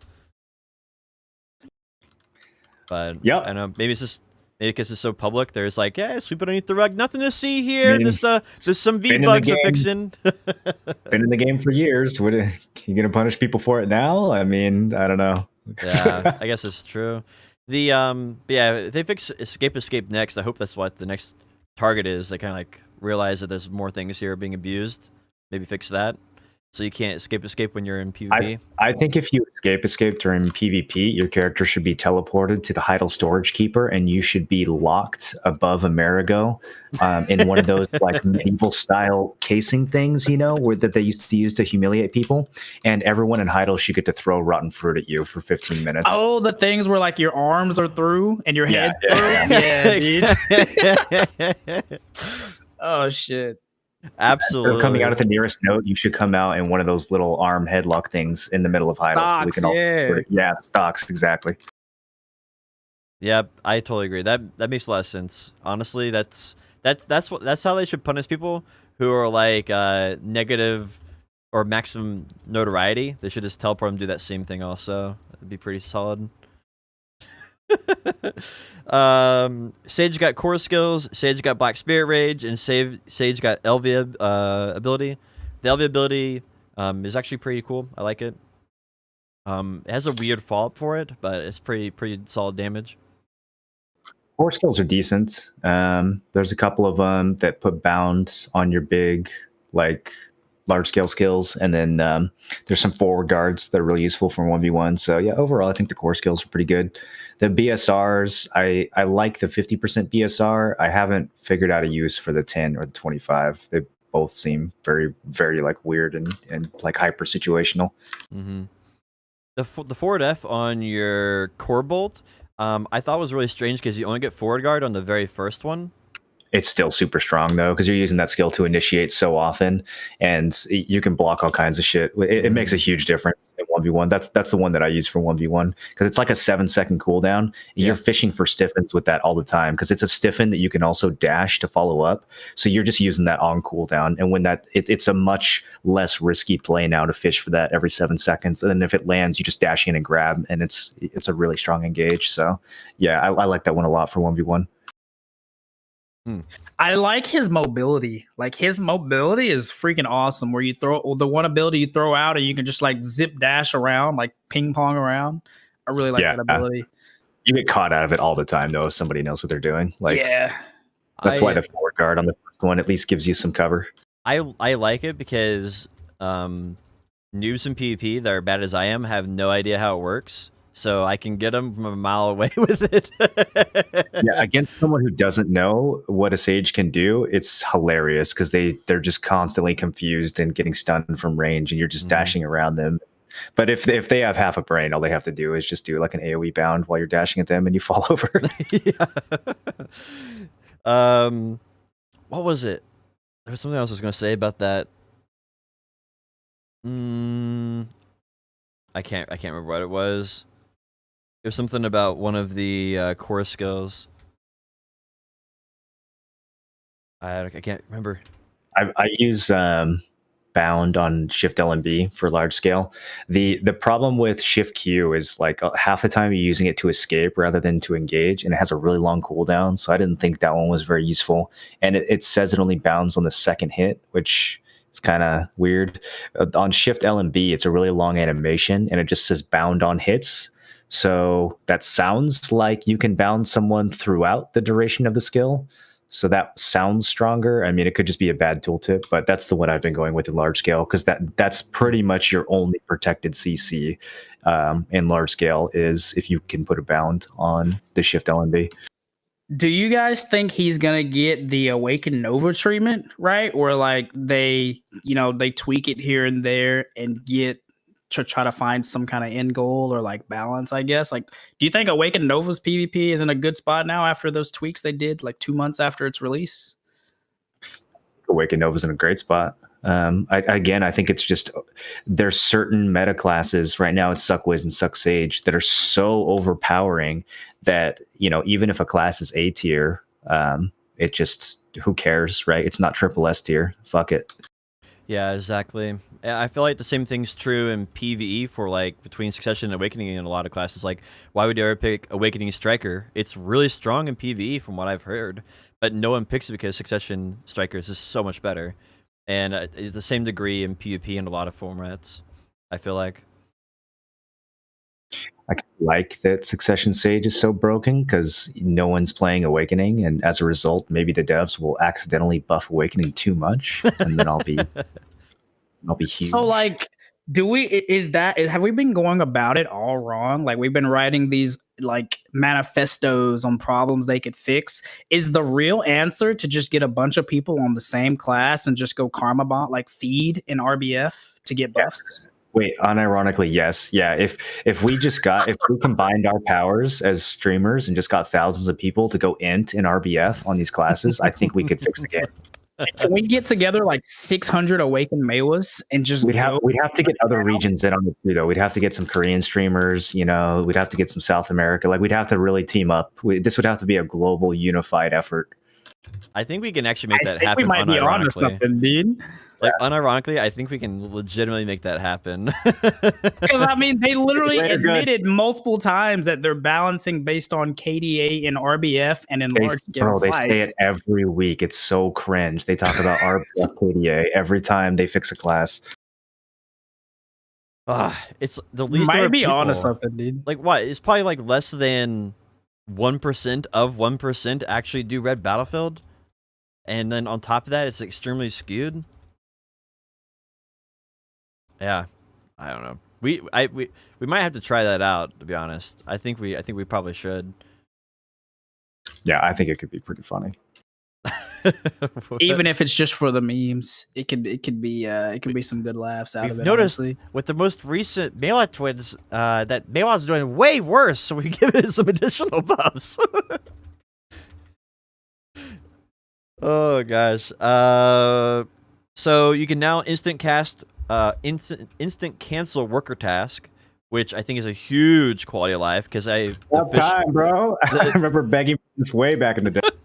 It's really nice now that you don't have to wait for 12 hours for your fisher workers to get done fishing, so you can go put them on corn. Bro, I was trying to uninvest my stars in node for like 2 weeks straight. Because like with the Doom, I have like over 1,000 black or the masses, and they just keep stacking up. So I was like, okay, I'll put the CP somewhere else. Well, I would stop them from working. Well, the Stars End cycle has like 12 hours. Well, then I would come back the next day and I would forget, and I'd feed my workers and hit repeat. So I went through that cycle like for a long time. So it's nice that they finally added that. Dude, when I was trying to test like data for different nodes, and I had to wait for a worker to stop before I could like put him on a different node to get more. Oh my god, it made the process take like 10 times longer than it otherwise should have. Yeah, that was the most frustrating thing for me. Is same as what you had, Curtis. I would cancel a worker, and then I would come back after sleeping, be like, all right, time to. I was playing. I was like, I'll reset him, and then I would always forget every single time. Come back, feed workers, repeat, and then immediately afterwards, I'm like, oh, I forgot about the one I was trying to cancel, and then same thing again the next day. So really good quality of life. You can also name workers now. Jordan named a worker after every single streamer, so make sure yeah, he was going through it, named every single one of his workers after a streamer. Which node am I on? I'm going to take this very personally. I don't know. I maybe put you on a goblin. If Moro isn't on chicken meat, then you're kind of. Oh, you what node? Oh, yeah. He's chicken meat. Man. Do you still have that chicken meat pre-order in your mail? I do. The server first chicken meat pre-order. Has anybody put Blade Boquez on Ancient Stone Chamber yet? Somebody came into my stream and made that joke before I had read the patch notes, and I was just like, really? what is this 2017 joke? Like, what are you talking about right now? And then I read the patch, and I was like, oh, okay, I feel bad for roasting this guy now.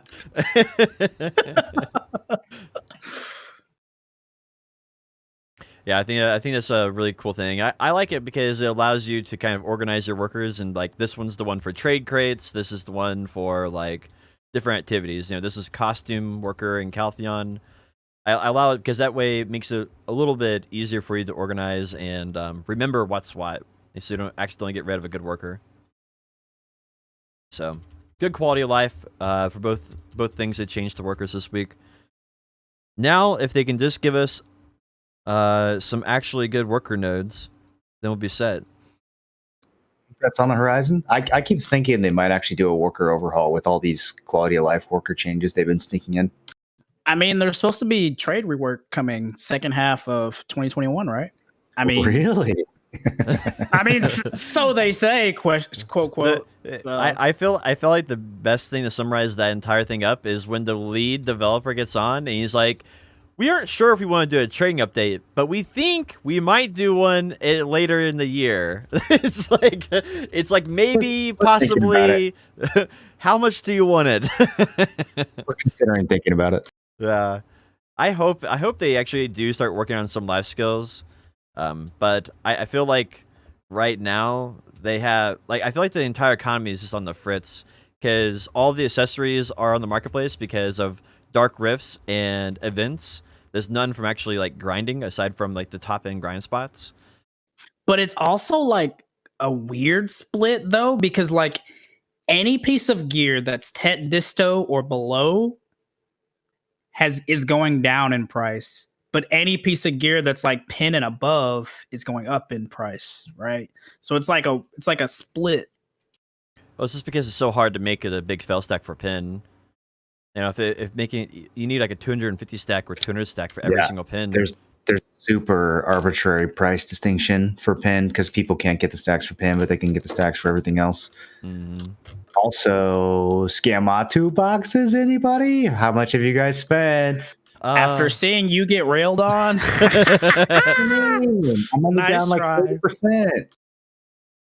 I think I've probably spent 300 million or something like that.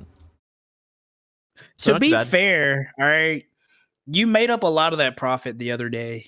You were down pretty bad at one point, but then you had a pretty decent string of like making some on some of the boxes. Well, the life boxes are always decent, and then the combat boxes are where I get fucking railed. So if I were to only buy the life boxes, I think I would have broken even or maybe even been a little bit ahead.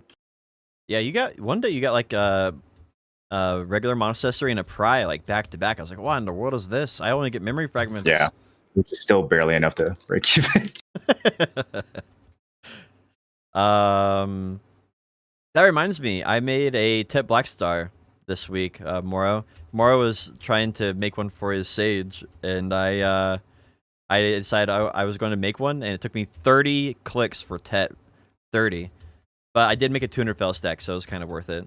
Yeah, that's good stacks.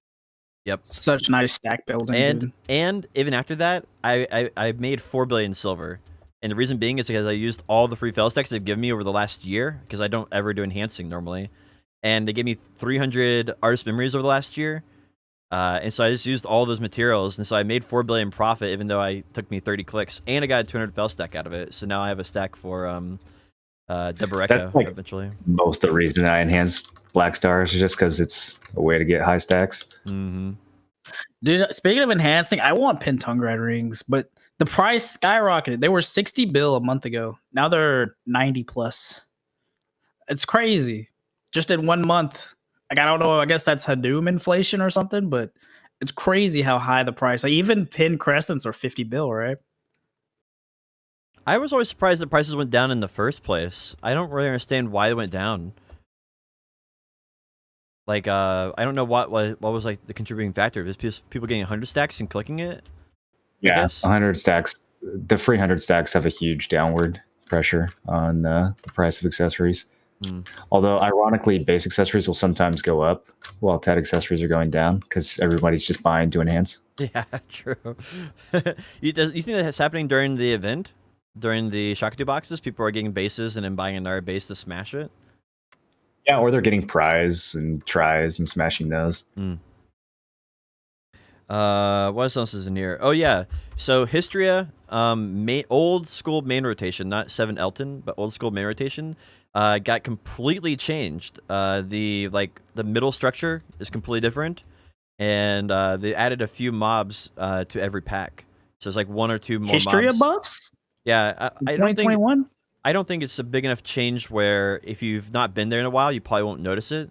But apparently, it's just, a few more mobs here and there, and they changed the old school main rotation where it looks different now. So, not really sure what brought this on. I'm kind of thinking maybe this relates to the Histria dungeon that they're working on, and maybe they're trying to make the theme between Histria and the new dungeon kind of similar. They're modeling the group dungeon after Histria. They're like Ataraxion or whatever. Yeah, they showed a trailer for it in Sage Awakening.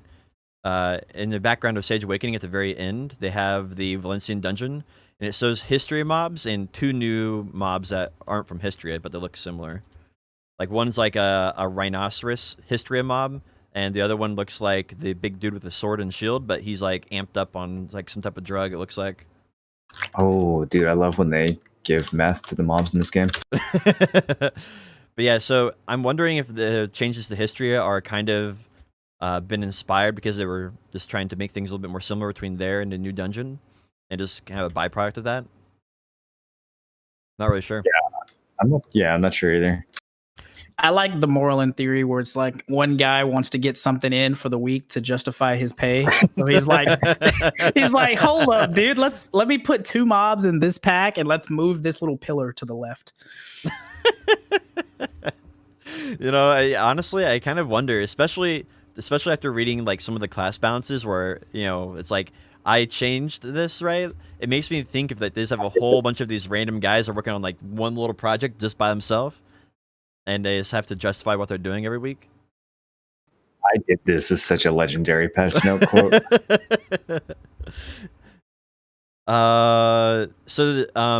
Did the guild changes get implemented where it costs to have a guild deck up? Did that happen? I think so. I don't think. Okay, I was wondering because they have not yet. I don't know if Korea got it last week because they got pretty much everything else that happened in that patch with like the class changes and stuff. I'm not sure if they actually went through. I was curious because they have a event here where you get additional guild funds for doing guild missions or something. It's like a guild quest. And I was Nabron says that Nabron confirmed that Korea got it. They got the where you have to pay to keep guild deck up. Womp womp. Gross. What the flip? Let's talk about it. I was wondering though because they have a guild event this week where you can do some guild missions and you get extra guild funds, and they also added a new guild skill which decreases the construction time of annexes and structures, I believe. Which I think is interesting. Yeah, which is pretty pog. Yeah. I like the idea that they're adding more things for skill points for the guild, because right now, I mean, guilds can get so many ludicrous amounts of skill points through the hunting of sea monsters and stuff that it's just not even comparable now to what it used to be. Like, back in the day, 300 was like, wow, you really worked hard on that, didn't you? Yeah, we did. Nowadays, you have like 1,000. You're like, we just did it out an accident, you know? Killed a few sea monsters. Yeah, I remember grinding skill points on my Xbox guild when that first came out, and it was like super satisfying.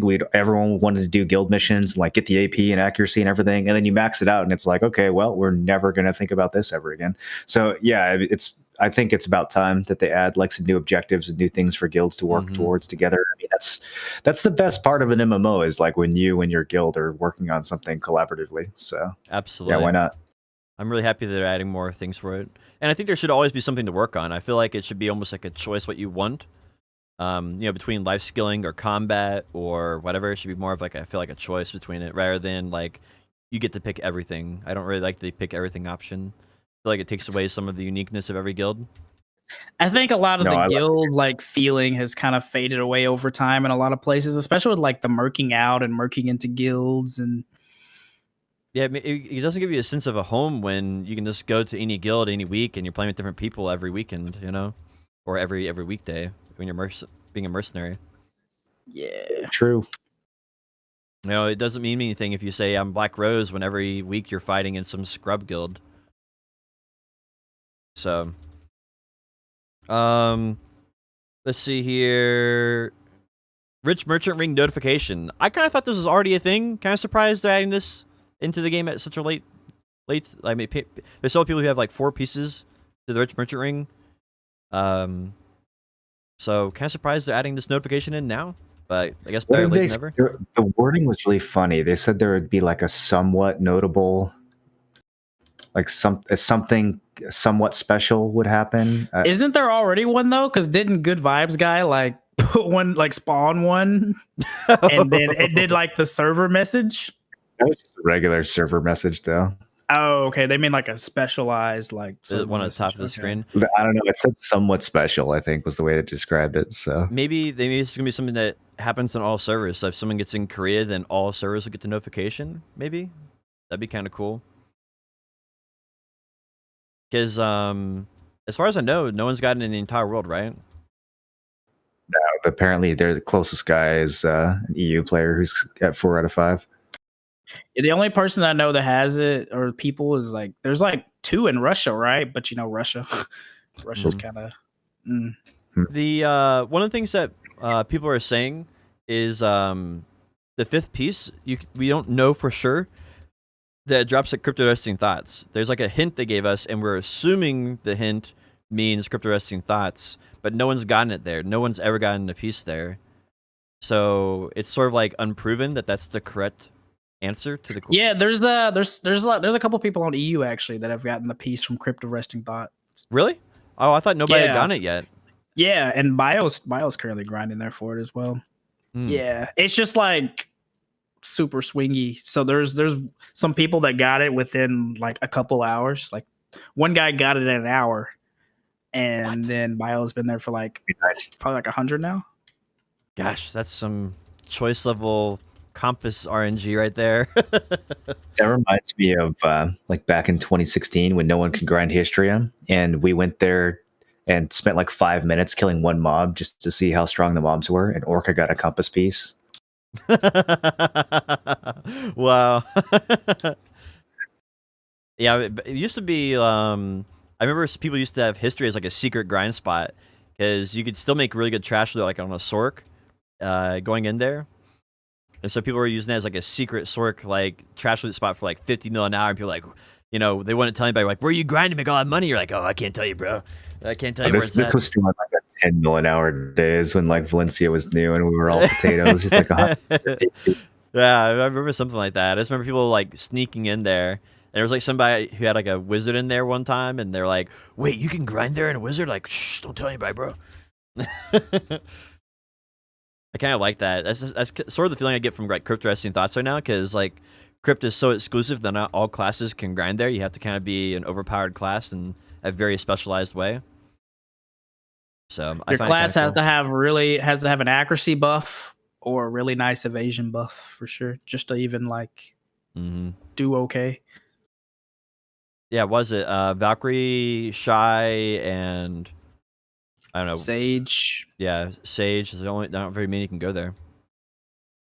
I tried going there on Zerker on the Global Lab server with like maxed out everything gear, and it's not a thing.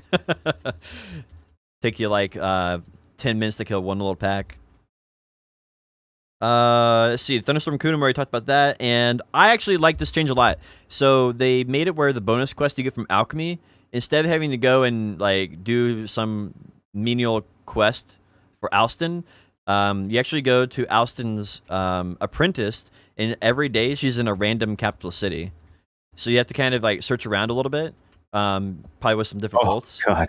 And then once you go You there, liked it? once you do that, it's auto completed though. So there's no actual. The quest is actually finding her, and there's no additional quest. So you just get the bonus quest, find where she's at, and then you're done.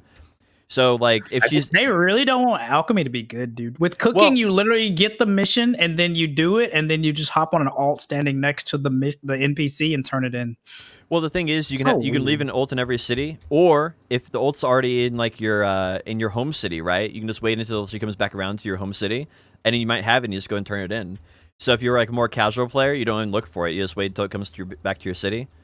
And then if you're like a hardcore player, then you have all the ults out there. I like it because it has a little bit of... It's better than just going to Alston and doing some boring quest. It's better than that. Maybe it's not perfect, but it's better than that, and I like that kind of feature.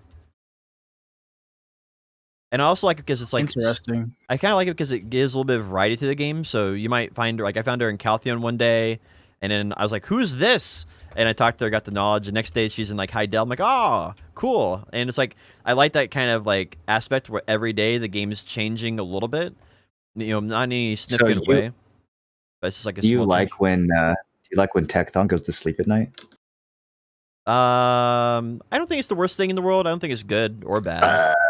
But they have, Oh man, he said it.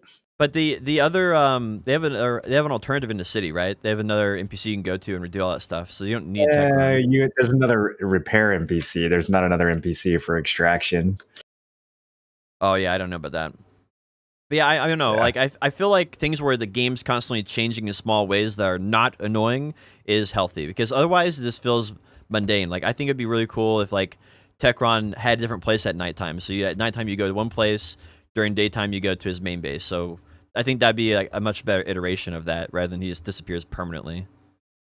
But I like change. I like it where there's diversity in gameplay, because you know it's the same thing with grind spots. The reason Elvia is really cool is because you get Elvia weapons, and you might get 8 Elvia weapons in an hour. You might get none. You might get 3 or 4 mechanics that hour. Next hour you might get only 1, and that kind of diversity makes it a lot more enjoyable, other than this like Hystria or Sakraya, where nothing literally, or I guess Sakraya now because Hystria has a mechanic, but like Sakraya, nothing ever changes, like literally ever. So it's just the same grind every hour. Nothing ever new happens unless someone comes and flags on you. So I think it's good. It's not bad. Do we have anything else for this week's patch? Laura's quest, useless. Guild missions, useless. And new attendance awards, which are also pretty blah. And that's it. Got a lot of other games to talk about this Let's week. do it. Kurt, you played some Elion, right? Yeah, I played a decent bit last night. Yeah. How much is a decent bit? So I took a different route than I normally do in like MMOs. I've never played like the support / healer aspect.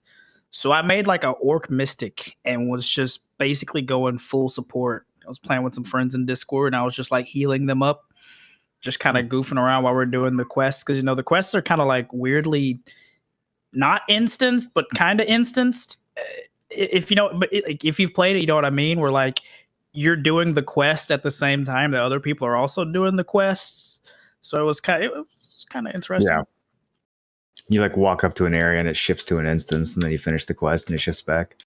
Yeah, exactly. Right. And it's like you like phase through, but it's somewhat seamless. It's not always seamless, but like the way they do it, it's kind of interesting, I guess. PvP yet? I have not done any PvP. Have you? Have you done any? Oh yeah, we did a good amount. There's this like very weird beach thing that we were fighting over. I don't know if there was actually a win condition. Every time we killed a certain number of people, they would spawn like higher level NPC guards for the other team that would just come in one That's shot. kinda cool. I hated it. Well, I mean, one shot mechanic, but It was so annoying. Yeah, well, we were just out here trying to like experience some PvP, and there were constantly NPCs spawning and getting in the way of all our skills. It was really fucking annoying. Were you But, guys like camping a city or something? Was it like a town? No, we're just camping some shitty little beach area. It didn't even have any quests or anything. It was just like it was there. It was supposed to be there for PvP. so for But Elyon, there was, yeah, how does the PvP work? Is it like something you have to just go and do or flag up? Like, how's that work? it's faction based. So when you start potion, you pick red. I forget the name. There's red and there's blue, and you pick a side. Okay. So then like it's sort of like Horde versus Alliance at that point, where it's just like the side you're on is the side you have to stay on, and everybody on the enemy side are there, like different starting locations, like a traditional MMO. Yeah, Ontari and Vulpin. That's the side, the two sides. Ontari is red and Vulpin is the blue. And I don't know. I'm not far enough in to know, or like I don't even know if they know if you can change sides. It doesn't seem like any of the races are locked to different sides or anything either. So It looks like it has like a traditional MMO feeling to it. Like overall, like everybody I've talked to. It feels like I don't know, man. It doesn't feel very traditional to me. If the questing and the leveling up feels very soulless. I like the combat. The combat feels good, and I think the PvP has a lot of potential. But the questing is so like mind numbing. It's not immersive at all. I'm really like feeling the gameplay drag going from region to region, spamming the same quests over and over again. yeah, I'm really like. That's why I don't want to too much comment a whole lot on it early, because like I know the process of going through the questing and stuff is a big drag, where it's like talk to this NPC, then walk 2 inches to the left and talk to this NPC. Oh, then there's gonna be an airship that drops mechs on you, and you kill those mechs, and then talk to the NPC. It's a little bit of like It's kind of like the BDO main quest. It's a lot of walking and spamming art. And it's just not that interesting, and it feels, I don't know, the world itself, like a lot of people have been complaining about Unreal Engine 3. I don't know if that's the cause or if it's something else, but the game kind of feels outdated already, just in terms of aesthetics, like not in terms of feel at all. I think it feels good to play, but in terms of just the look and the world and like getting immersed in it, it feels like an old game. It doesn't really capture your I don't know, it doesn't suck you in. Yeah. I kind of heard like the good things are like potentially the PvP and maybe the end game. You guys kind of think that might be the potential there? So, yeah, I think the end game PvP has a lot of potential. The PvP itself, so the choices you make in PvP are really good. Like that, you have to choose between talents that are like, this talent will make you do increased damage, but it'll decrease the range of the ability, or this other talent will give you more mobility, but it has a longer cooldown. Like there's all these interesting trade-offs that you can make so that your class plays a lot differently from someone else who's playing the same class. And I think that, you know, there's going to be a lot of like strategy in terms of how you play your class, and like the group PvP is very skill based. You know, it's not tab targeting. You have to actually aim your abilities and position properly and manage your cooldowns and your stamina. So yeah, I think the PvP is solid. I just don't know if the world beyond the PvP is going to get people invested enough to care. You know what I mean? Like, or if it's just going to be an arena simulator. One of the things that I will give them credit for is that, so obviously the combat in the field is rather dated, right? For something from like mid 2000s, but they kind of covered it up pretty well by like making basically everything an AoE ability. And so it's all tab target, but it kind of gives you a feel of like actual control and impactiveness on your abilities, right? So for example, like having like AoE snares and things like that instead of just like having to actually target someone. By making most things AoE, it makes it feel a little more intuitive than just like tab targeting. So Yeah, I mean, I will give them credit on that. you have tab targeting on the Mystic? No, on the Mystic, pretty much everything is AoE. So I have like these Vine. I have a couple target abilities. So you have this one that's like your hold left click where you do like a leech life from people, like stealing mana and doing constant damage. But most of your other abilities are like AoEs, like AoE snares, throwing out AoE knockouts, meteor drops, things like that. Yeah, all It's my like abilities are free aimed. Like it definitely feels like action combat. It doesn't feel as like fast paced as BDO, but it definitely yeah, feels me. And your skills chain together in interesting ways. The only thing I'm not sure if I like is the CC mechanics are kind of weird. You CC someone and then they have a CC break that they can use that's on a cooldown. yeah. Um, and it just like, I don't know, it's kind of like having V in the game, except like every 20 seconds instead of every 5 minutes. So I'm not sure about that. I need a little bit more time to see if that like actually integrates well or if it's just like a annoying get out of jail free card. That sounds like a really bad version of like what fighter games have. A lot of fighter games where if you continue getting comboed, then you have like a breakout. You charge up your breakout bar, and when it's charged up after taking enough combos, then you can use that to get break out of a combo, and then like have a chance of redeeming yourself a little bit. It seems like a really bad version of that because it never should be a cooldown. It's almost always is like something that is triggered by being destroyed really hard. I don't know. Yeah, Yeah. I don't know. I need to play around with it more. We only did like maybe an hour of PvP, so I've got to keep around with it and see. Does the warrior have like a sidewards iframe, sort of like a dash or something?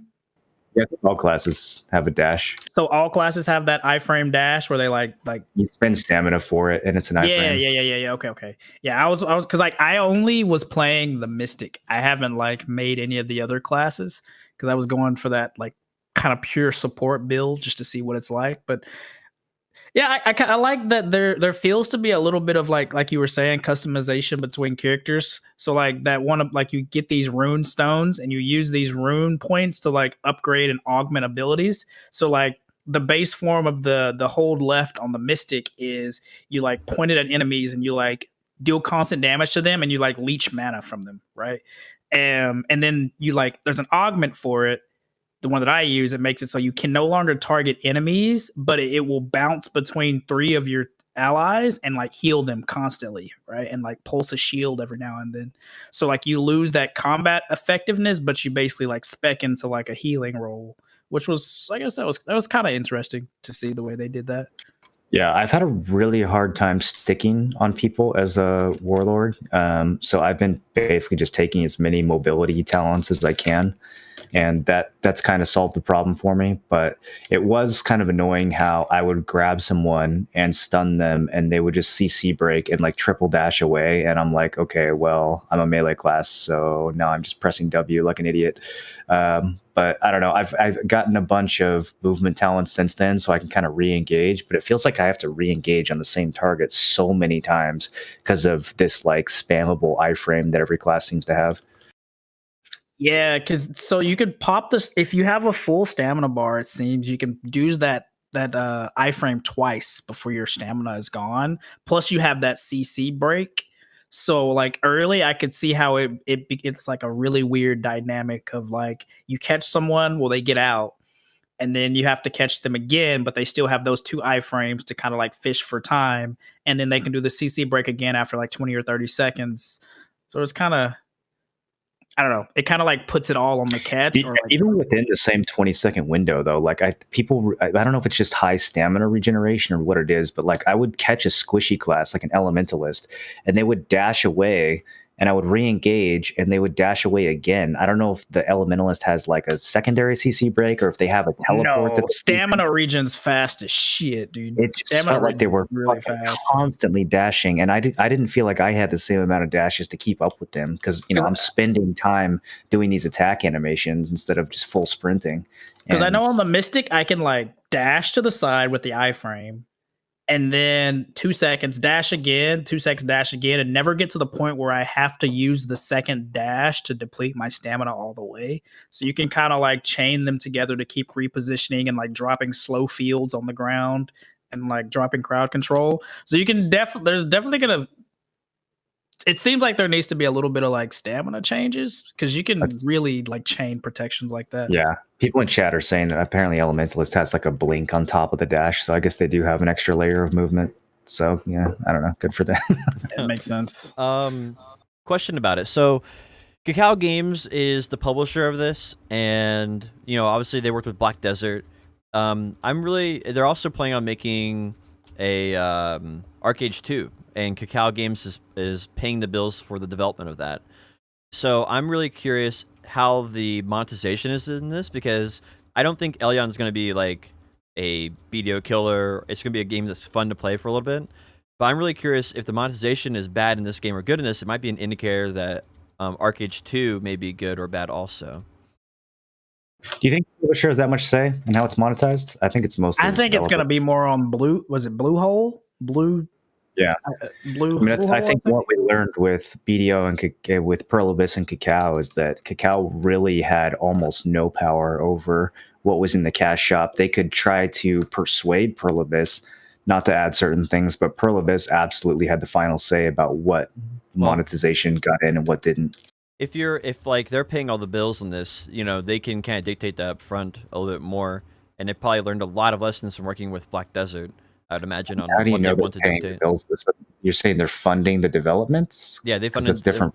They're funding the development of it, and then that's why they're getting the publishing rights in NA. They announced it that Bluehole was going to be the developer of it, and Cacao is paying the bills. The same thing with Arcade 2. That's why they'd have to, because Arcade ain't making no money. Yeah. So that's why I'm really curious about the monetization of this, because I do think it might not be a proof, and they can always change stuff, but I do think it's an indicator of how much hope we can have for the monetization of Arcade 2.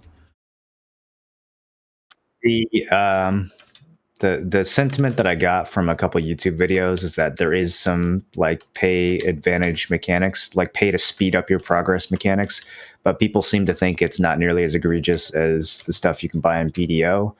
And from what I've seen so far, I imagine they're right about that, but we also don't know if the Western cash shop is going to be different than the Korean one, which I suspect it would be, at least for launch. At the very least, they're going to probably bait us in with a lesser cash shop and then switch later and add, cron stones, just like Pearl Abyss did. That's the real worry. Yeah.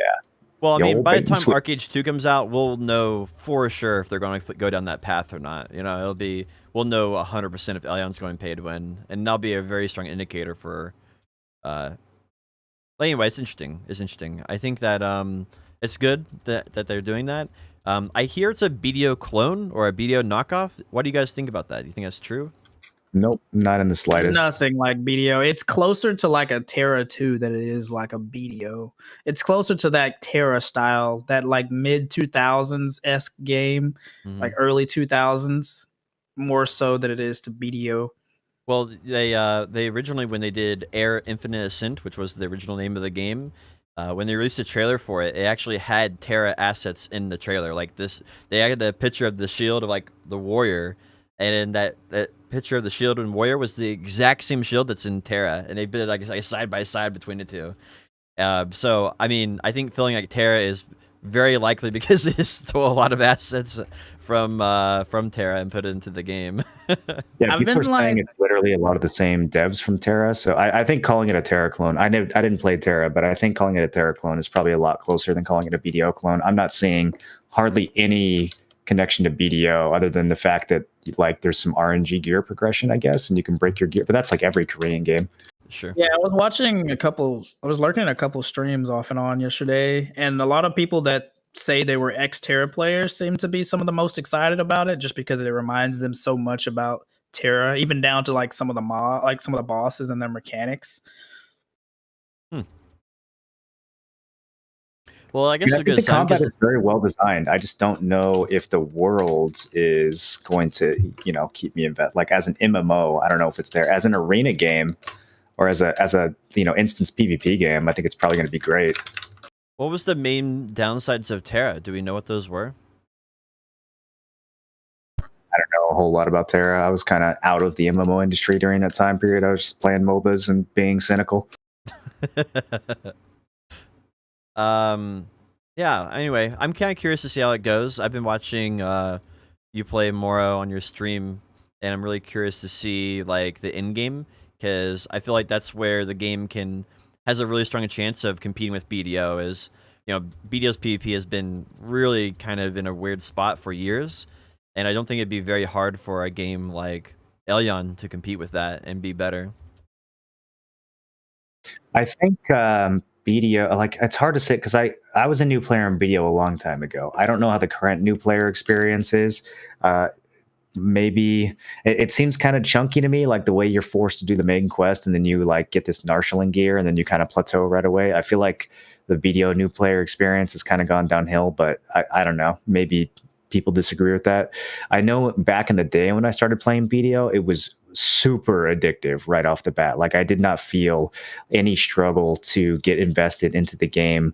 I did like 5 different things all at once in BDO. I was doing the quest and grinding. I was managing my farm and growing my sunflowers and learning the node system. And like, there was all these really interesting systems that simultaneously captivated me.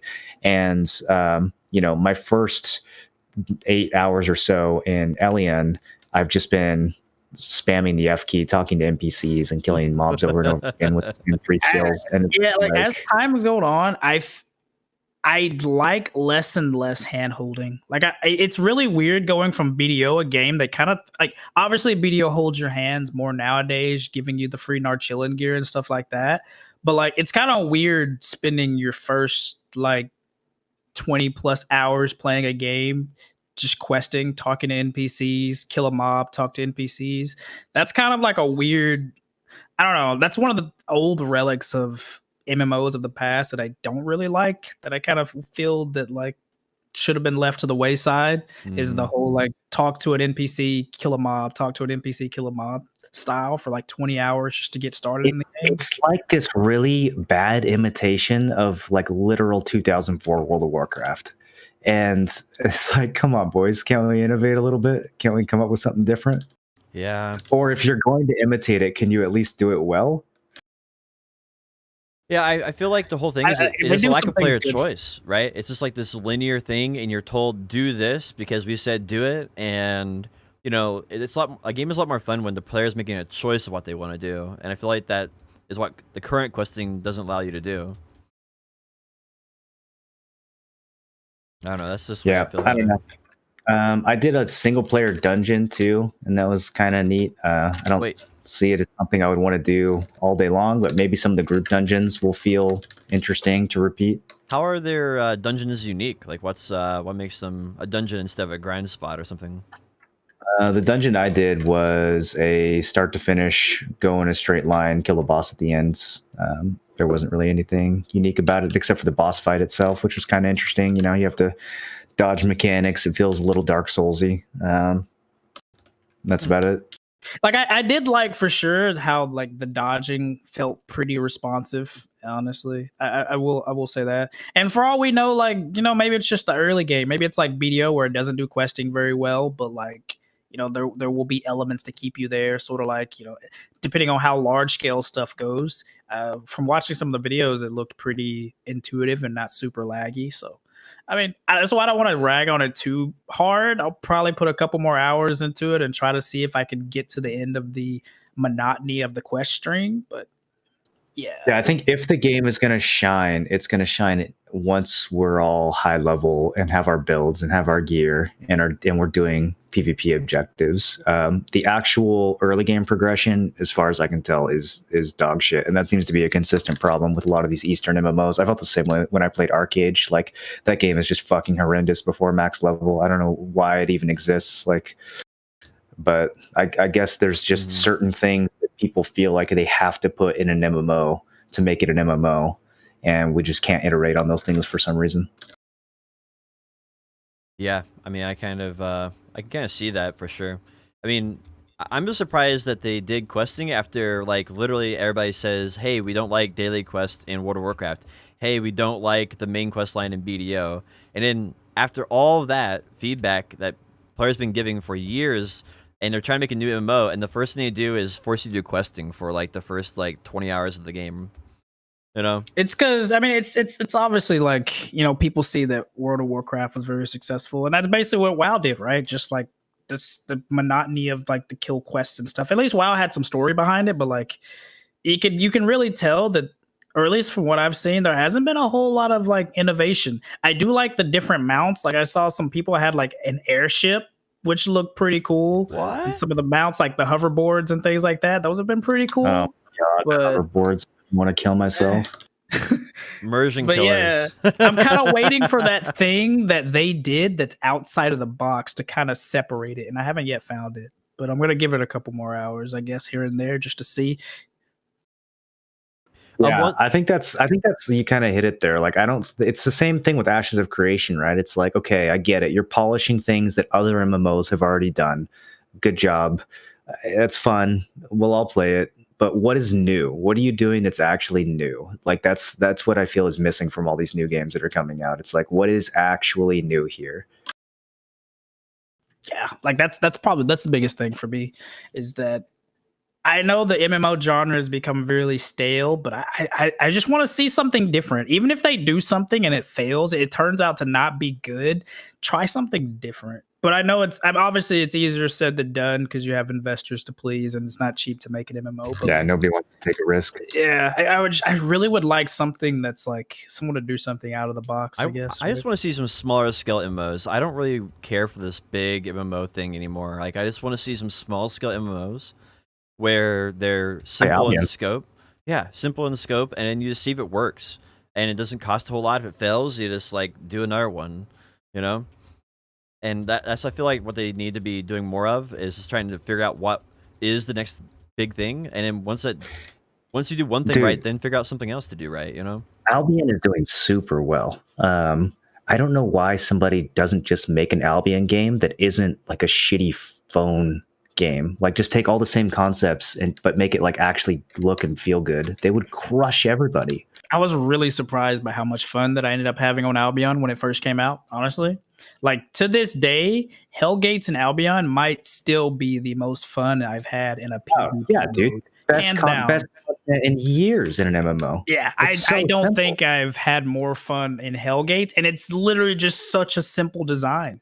It's brain dead. 5v5 with like, you know, an actual stakes. That's all it is. I haven't played Hellgates before. What is it, an MMO? So Hellgates is a game mode inside Albion. So you have two teams of 3 that enter this rift, and you basically fight mobs to get to the center of the rift, and you meet with the other party and you guys fight. And the losing party gets kicked out, and the winning party gets to fight a boss for loot. And so people made different 3v3 comps, and like you had different tactics and things like that, and it had pretty good rewards, and it was fun. That sounds actually pretty awesome. Yeah, and they have different tiers of it. So like the high tier ones, you know, it's a full loot PvP game. So the high tier ones, you drop your loot. But they also have low tier ones where you don't drop your loot. So you can kind of practice if you're newer or if you're more casual. And, you know, the rewards are scaled down accordingly. Huh. Maybe that's what what's it called? Maybe that's what Riot Games MMO that they're developing. They'll come out in like 5 years. Will be maybe they're going to take like the Albion model and kind of improve on that. I mean, it has the League of Legends top down style, so it makes Riot's the company to make that gamble, but we'll see. Yeah, I mean, it's supposed to be. I mean, they just started hiring for it, so I mean, you know, it's at least like 5 years out or something. So what do you guys really think about Albion for like long term? Like, do you think it's going to be a game that has longevity, like because of gear progression or anything? It's already demonstrated that. I mean, it's been going strong for 4 or 5 years now. Been around a couple years now. That I think the biggest thing that's like Moreland said that's keeping a lot of people from giving it a shot is just the graphics, right? What's the graphics and the feel? Like the combat literally just doesn't feel that good in that game. It feels like a mobile game. Yeah, I mean, it basically kind of is like a mobile MOBA kind of. That's how it was. feel, Yeah, that's kind of how it was designed. If that game was as smooth as Dota or League, I would play it all day long. But it's just a little too clunky and frustrating, and just I don't know. If someone like made that game with proper graphics and a proper engine, I just think it would destroy everything else. What's it called?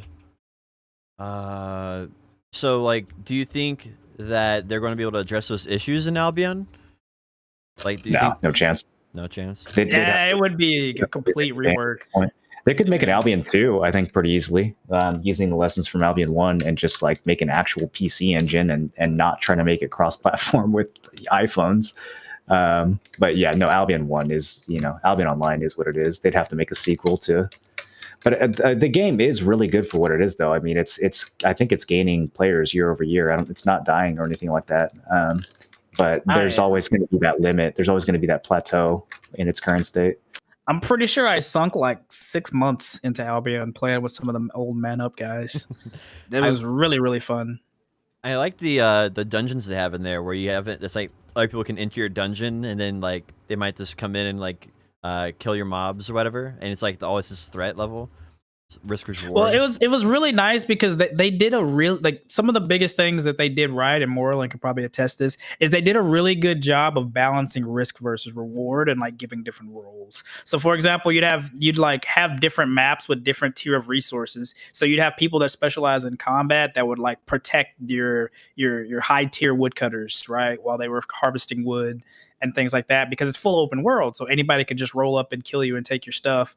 So it gave a feel of risk versus reward and like community and like taking land. Yeah, and you also, to some degree, you set your own risk versus reward in that game. Because if you go out in tier, 4 or 5 gear, you're risking almost nothing, but you're also punishing your power level. If you go out in tier 8.3, that's a huge amount of risk, but you're also very strong. So, it's like you set your own risk to some level. Yeah, I see. It's like a give and take situation, really. Yeah. Sorry, I sidetracked this super hard from Elyon. I you're don't know good, what man. we were even talking about. No, it kind of sidestepped though, where we're talking about like MMOs not really doing anything innovative or at least taking risk, and it kind of like segued into that. Well, because I think it feels like Albion is the last MMO to try anything new, like that's kind of why it comes up. It's like, and there's no way that Albion had the kind of budget that some of these other MMOs like Ashes that could be doing innovative stuff, Ashes and Elyon and stuff, which is the surprising thing. Right? No, I worked for Albion for like 6 or 8 months back in 2016. I can tell you for a fact they didn't have any fucking money whatsoever. Do you think they would have the money now with the current success of the game to be able to fund an Albion too? Very successful. They had a really good monetization thing I found with like the like monthly subscription thing. How's that work? That's been forever. You pay for like a monthly sub that gives you, like bonus XP and shit. It's pretty much mandatory, but you can also pay in-game silver for it. It's kind of like the same monetization as EVE, where you can technically buy money in the game with real life. But again, because it's a full loop PvP game, you're not paying for any permanent like power. If you were to go and spend $1,000 and buy all the best gear in the game, you could easily just step outside of town and lose that 5 minutes later. So it's not quite pay to win. It's more like pay to recover your losses or pay to not be punished when you fuck up. Your paying doesn't really actually make you win, right? It just like makes you suffer less when you die. Yeah, that makes sense. Are there still things in the game that you can only acquire through playing the game? Because I would see it's a complete free market economy, so anything you acquire in that game you can sell and trade to another player. So in theory you could spend real money to get the funds to buy that thing from another player. I guess what I'm asking is, what's the motivation if I just go in there and spend, let's say, $1,000 and get the best gear?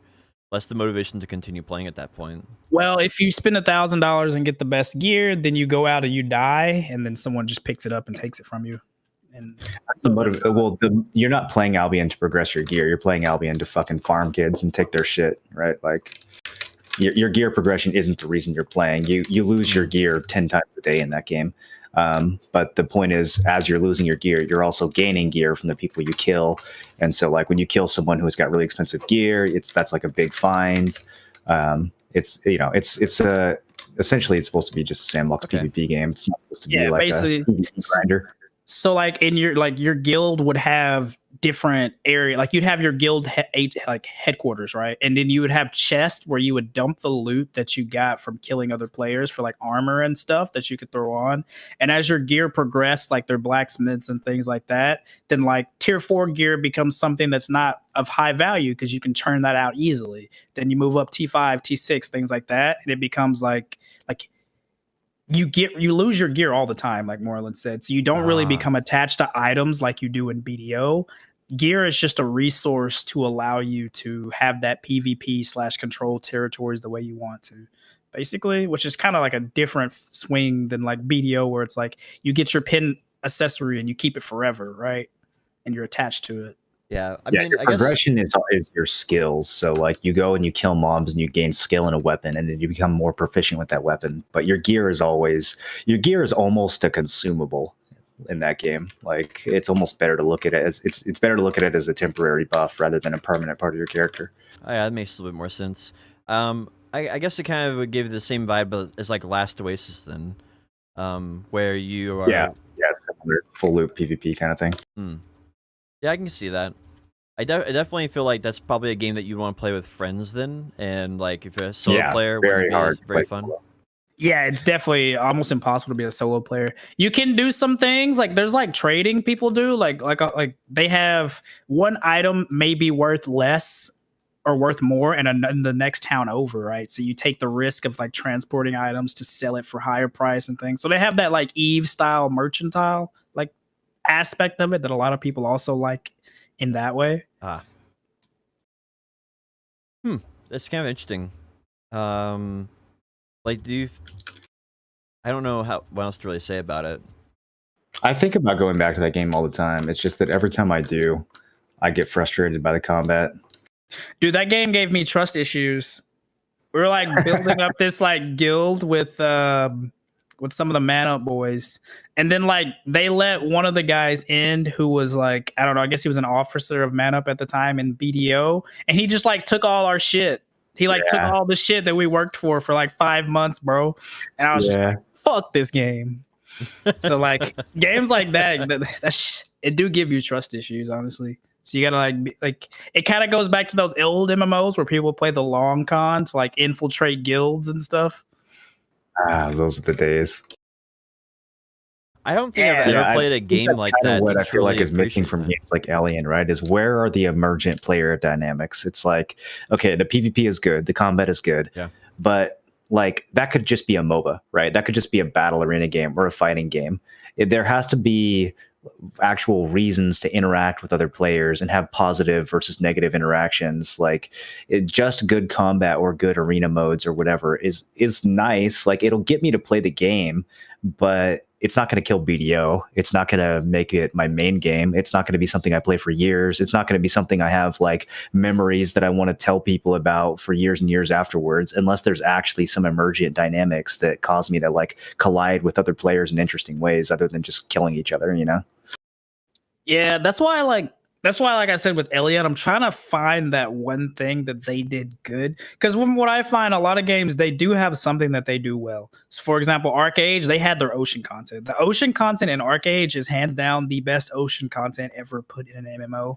And it's not even close. Like their fishing, if anybody's ever done the fishing in Arcade, is the best done out of any game.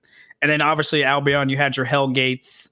And then obviously BDO, we have the combat. So I'm kind of just trying to dig and see what it is that like Elion has done right or like has done that's different, I guess. Yeah, and maybe we'll run into it. I don't know. I mean, it's only been like 8 or 9 hours, so we'll see. It's still pretty early. True. Yeah, exactly. Yeah. From what I've seen on YouTube and everything else, I don't know if there's going to be a whole lot left other than just, you know, in-game 10v10s and 100v100s, which do look sick, but, you know, we'll see. What was it? World of Warcraft did a pre-patch announcement, and Holy fuck. I heard that caused some animosity. Yeah, I think pretty much everyone is annoyed by that shit. What, so wait, did they say when the actual pre-patch is? Because TBC is launching June 1st, which is like way too fucking soon. Yeah, that's what I heard. I was watching your stream yesterday Yeah. about that. There was a leaked June 1st post like a week ago, and everyone was like, "No, that's clearly fake." Like even Blizzard isn't stupid enough to release TBC on June 1st. Like that gives you no time for pre-patch. That gives people no time to level their Draenei and their Blood Elves. Like, that's just garbage. Obviously, they wouldn't do that. And then a few days later, it's like TBC coming on June 1st, and also So, like, you can pay real money for amounts. Haha. when you say pre-patch, what do you mean by pre-patch as a non-WoW player? What is So what is the significance of pre-patch? pre-patch is when they add the races from Burning Crusade into the game early so that people can level them up. Because right now, Horde can't be Paladin and Alliance can't be Shaman. And so, in order to get ready for TBC, you need time to level up your Alliance Shaman or your Horde Paladin. Or if you just want to be the new race, like for whatever, there's a variety of reasons why you would want time before the expansion to play with a pre-expansion update. There's changes to crafting skills, there's changes to talent trees, there's a bunch of stuff that happened before the expansion that you can kind of do to get ready. And now it's like, you better fucking hurry because if you want to be leveled up in time for TBC and you're playing a paladin, you got about 5 fucking minutes, and it means that you can't really play the game. Like the whole point of pre-patch is you roll a bunch of Blood Elf characters with your homies and you go level up and quest and do dungeons, and you play World of Warcraft, right? And you have fun leveling up. Which is like a novel concept nowadays in MMOs. But when you have no time to do that because the actual expansion is right around the corner, instead, what people are going to do is essentially pay higher level players to boost them through dungeons so they can skip the leveling process and just instantly be max level for the expansion because they literally don't have time to play the game legit. Like you have to essentially like pay someone to boost you past the game and like skip all the fun parts to get ready for TBC. Okay, so if they didn't do the pre-patch, then on the day that the new content came out, you wouldn't even be able to play it. You'd have to spend like the next couple weeks like getting ready. Right. Yeah. Okay, that makes sense. Honestly, like it seems like a huge oversight to kind of honestly like ruin the enjoyable part of the game aside from the raid. Well, and then on top of that, there's now a cash shop that never existed in Classic, where people can buy like mounts and shit that they shouldn't have access to at early levels, using real life money. They're also the boost. They're selling a level 58 boost that people can buy, which is kind of like a slap in the face. Because again, like one of the reasons you would need that boost is because you don't have time to level up normally, right? So it's kind of like, oh, I see what we're doing here. Wow. And then, although to their defense, you can't boost the new races, so there is that. They're not being super greedy with it, but it's still kind of a slap in the face because the boost is like $40 or something. It's like literally the price of a game to boost a character, and the boost wouldn't even be necessary if they just gave people time to play the actual game and level up. And then they also. There's a function where you can copy or you can clone your character to a permanent Classic era server. So if you're someone who wants to stay in vanilla rather than moving on to TBC, or if you're someone who wants to do both, you have to pay like $35, I think, to clone your character. Otherwise, if you don't pay the $35, you have to choose either TBC or vanilla. You can't play both. So, like, yeah, it's just a lot of slaps in the face all at once. It seems like they've destroyed two of the most fundamental things to World of Warcraft, because like back in the day, my understanding was raids were a big thing, leveling was a big thing, and like chasing the mounts was a really big thing. And it seems like they've taken a huge dump on leveling and the mount system. So really the only thing left at this point would be the raids, which again is not really like, I mean, that's only 1/3 of the experience. Yeah, having a unique mount was a huge deal back then, and now it's just another cash shop thing. Ugh. I feel like there are going to be a lot of angry people about that, or if not already. Do you think WoW has like a constant stream of new players, or if it's just nostalgia from old players keeping it going?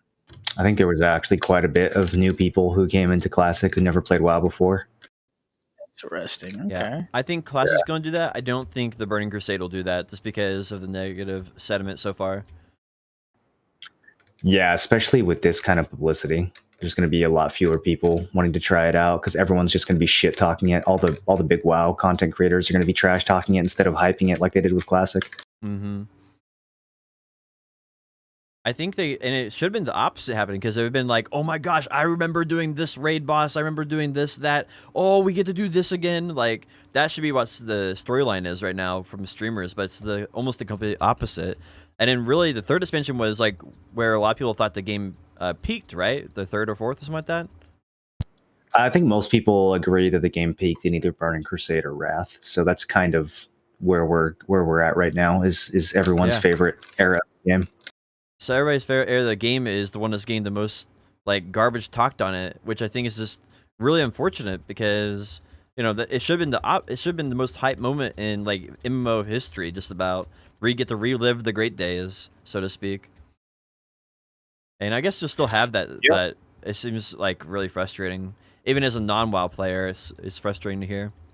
It's very frustrating to just see any MMO that has a chance of being fun get ruined by greed and horrible administrative decisions by people who aren't gamers.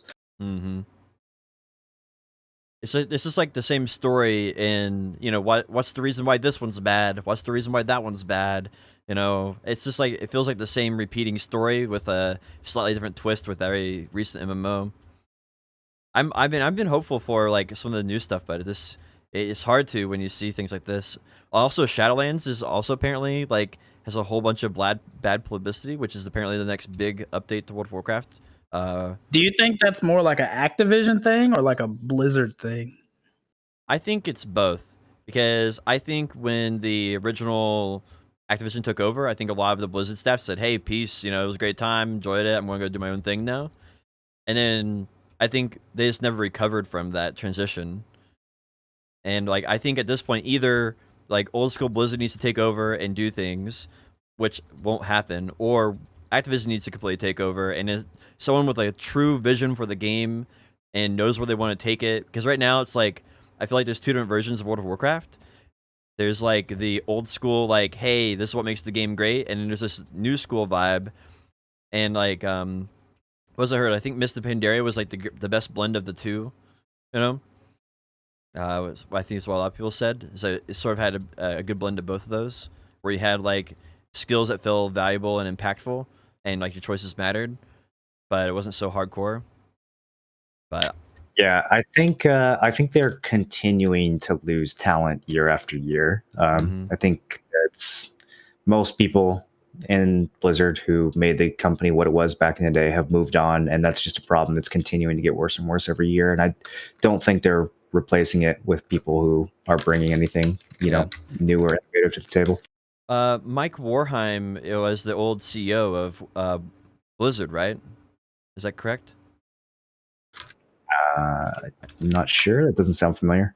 Anyway, one of the old CEOs of Blizzard started up two new game studios, and a lot of the town is leaving Blizzard now to go over there and work for the old CEO and his new company, and they're basically just like stealing that talent right underneath from Blizzard. And apparently the CEO of current Activision Blizzard is got a huge pay cut. They're struggling this year for like titles and stuff. Really? Yeah, he got a huge bonuses last couple of years, but he kept making silly decisions. Like StarCraft had one of its biggest years in history, and the game has literally zero support now, like zero developers on it, and had one of its biggest years recently. And they canceled the entire esports side of things, and then they had to rebuild it up from scratch again. It's just like this terrible decision after terrible decision. Like the one things right now I feel like are doing. If you're like a really talented, passionate game developer right now, would you want to work at Blizzard? I sure fucking wouldn't want to. I mean, the company's reputation gets worse every year. Like, you don't want to be associated with that anymore. Yeah, definitely not. I mean, at this point, if you have that on your thing, if if you have that on your like portfolio, you're gonna be like you want to say like World of Warcraft Classic or something. You don't want to say like Shadowlands or any of the new stuff. Really, I feel like that's not even a big boon at this point for like trying to get hired at better companies. I do think that Blizzard's doing good with Vindictus, or not Vindictus. What's it called? Vicarious Studios, or Vicarious Visions, or something like that. I forgot what it's called. The ones that made like the Spiral expansion, the Tony Hawk remake, the Diablo 2 Resurrected. I think a lot of those are doing really good, and I think Diablo 4 looks like it's it's not going to be a best game, but I think that's their best shot at making money is just re-releasing their games that were actually good from 20 years ago. I feel like they've been doing a pretty good job with that, though, and I feel like Diablo 4 team's doing a good job of listening to player feedback, but I feel like the vast majority of what they're doing right now between Activision and Blizzard is just missing the mark, and they got to figure out how to get some semblance of control again.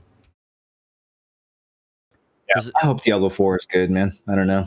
We'll see. I went and played Warcraft 3 a little bit more, Reforged, and I remember being super disappointed by it when it came out. But holy shit, I didn't remember how bad it was. Like playing on the like remastered quote unquote UI. Holy fuck, dude! I there were several times. I think so. Chi downloaded it for the first time, and he was having an issue with one of the maps, and I was like, "Oh, well, you need to switch to classic mode." And he was like, "I am in classic mode. I'm not in remastered." And I was like, "No, if you're having that issue, you're in classic mode." And he was like, "Or you're in remastered mode. You need to switch back to classic." And he was insisting, like, "No, I'm definitely in classic mode." And finally, he opened up his menu, and sure enough, he was in the remastered version. He just couldn't wrap his head around how fucking bad the remaster was. He was so confident that he was playing the classic version. I think that says a lot for like the quality of that remake. I do think that a few of them have been good, but it's like when your best successes are like things that came out years ago, I think that's a telltale sign that things today are not as good as they should be. I just want somebody to do something out of left field, dude. Even if it just crashes and burns, just try something different. Go out on a ledge. Whether it's like in regards to a gameplay mechanic, whether it's like PvP related, whether it's just nothing like that. Maybe it's something completely different. It doesn't even have to be like some crazy high cost of development project like BDO. It can even be something like small scale. Just like try something different. Absolutely. Because like the current model is, I don't know, it's kind of stale. And then like we also have this spree of like companies getting funding to make their MMOs and then actually never coming out with the MMOs. So that's also like that's the real strat. Just do a Kickstarter and then do 4 years of development. I mean, basically, dude, Kickstarter, make a couple $1 million and then like just make some low quality video to get people hyped, and that's what they do. What was it? Elysium? What was the game like that has like some dude, that game's trying to say that it's still in development after like canceling and taking everyone's money. I guess he got sued or something, so he had to like go back to work. Yeah, exactly. He had to go back to work for it. Yeah, I don't know. I mean, at this point, like, I just want something, right? And I don't see any game doing it. I mean, I guess the only true solution is I have to make the next MMO. All right, it's getting desperate out there. I keep telling you guys that you're all asleep on the next good MMO to come out. What would that be? You know what it's called? More Online. Less Unleashed. I'm serious. Oh, bro.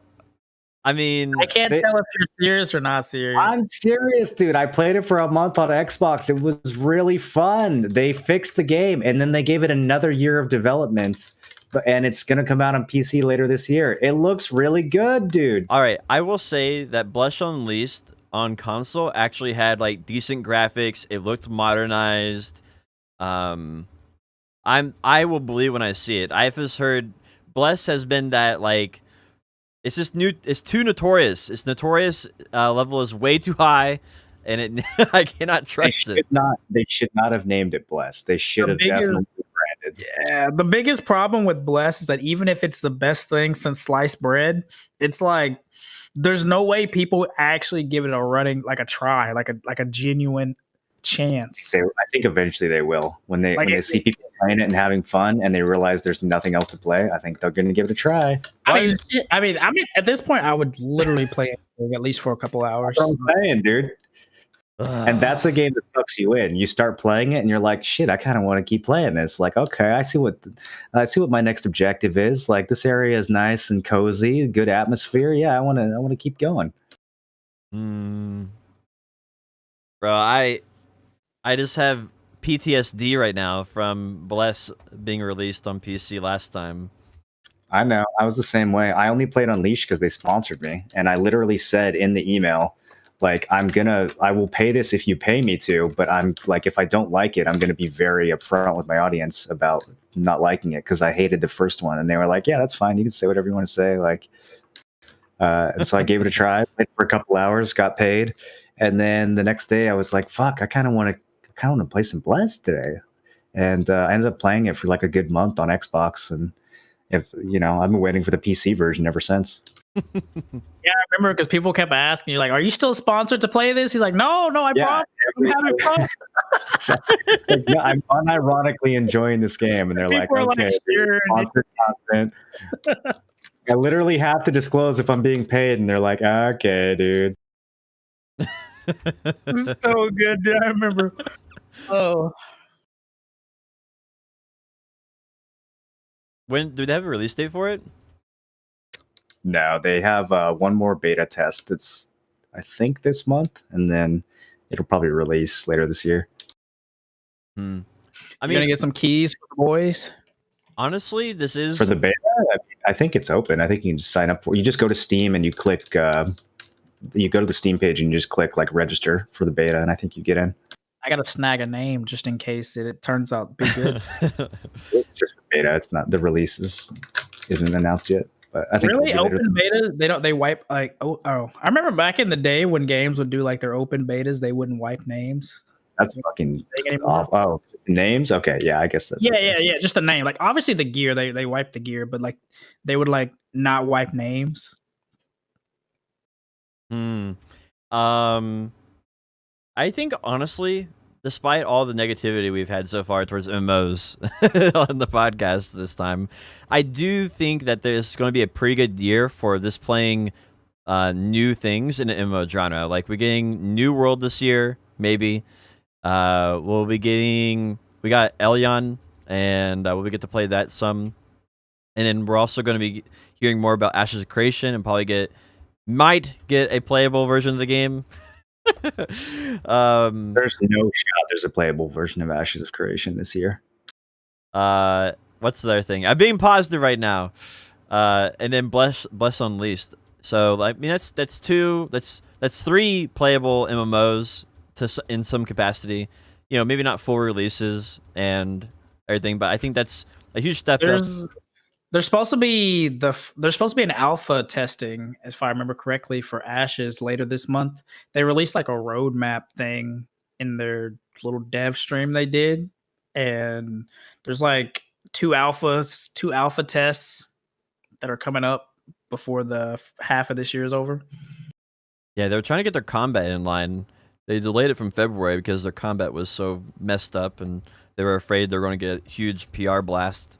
Which I think it was the proper choice to delay to fix some of the combat appearance. I imagine it's still going to be trash, but I can look over combat if it has like good economy and good gameplay loops. We'll see. Yeah, we shall see. Is there any like news this week? Legends of Ultima has released the classic Ultima Online map on their Legends of Aria community server. So you guys remember Legends of Aria? Nope. Oh.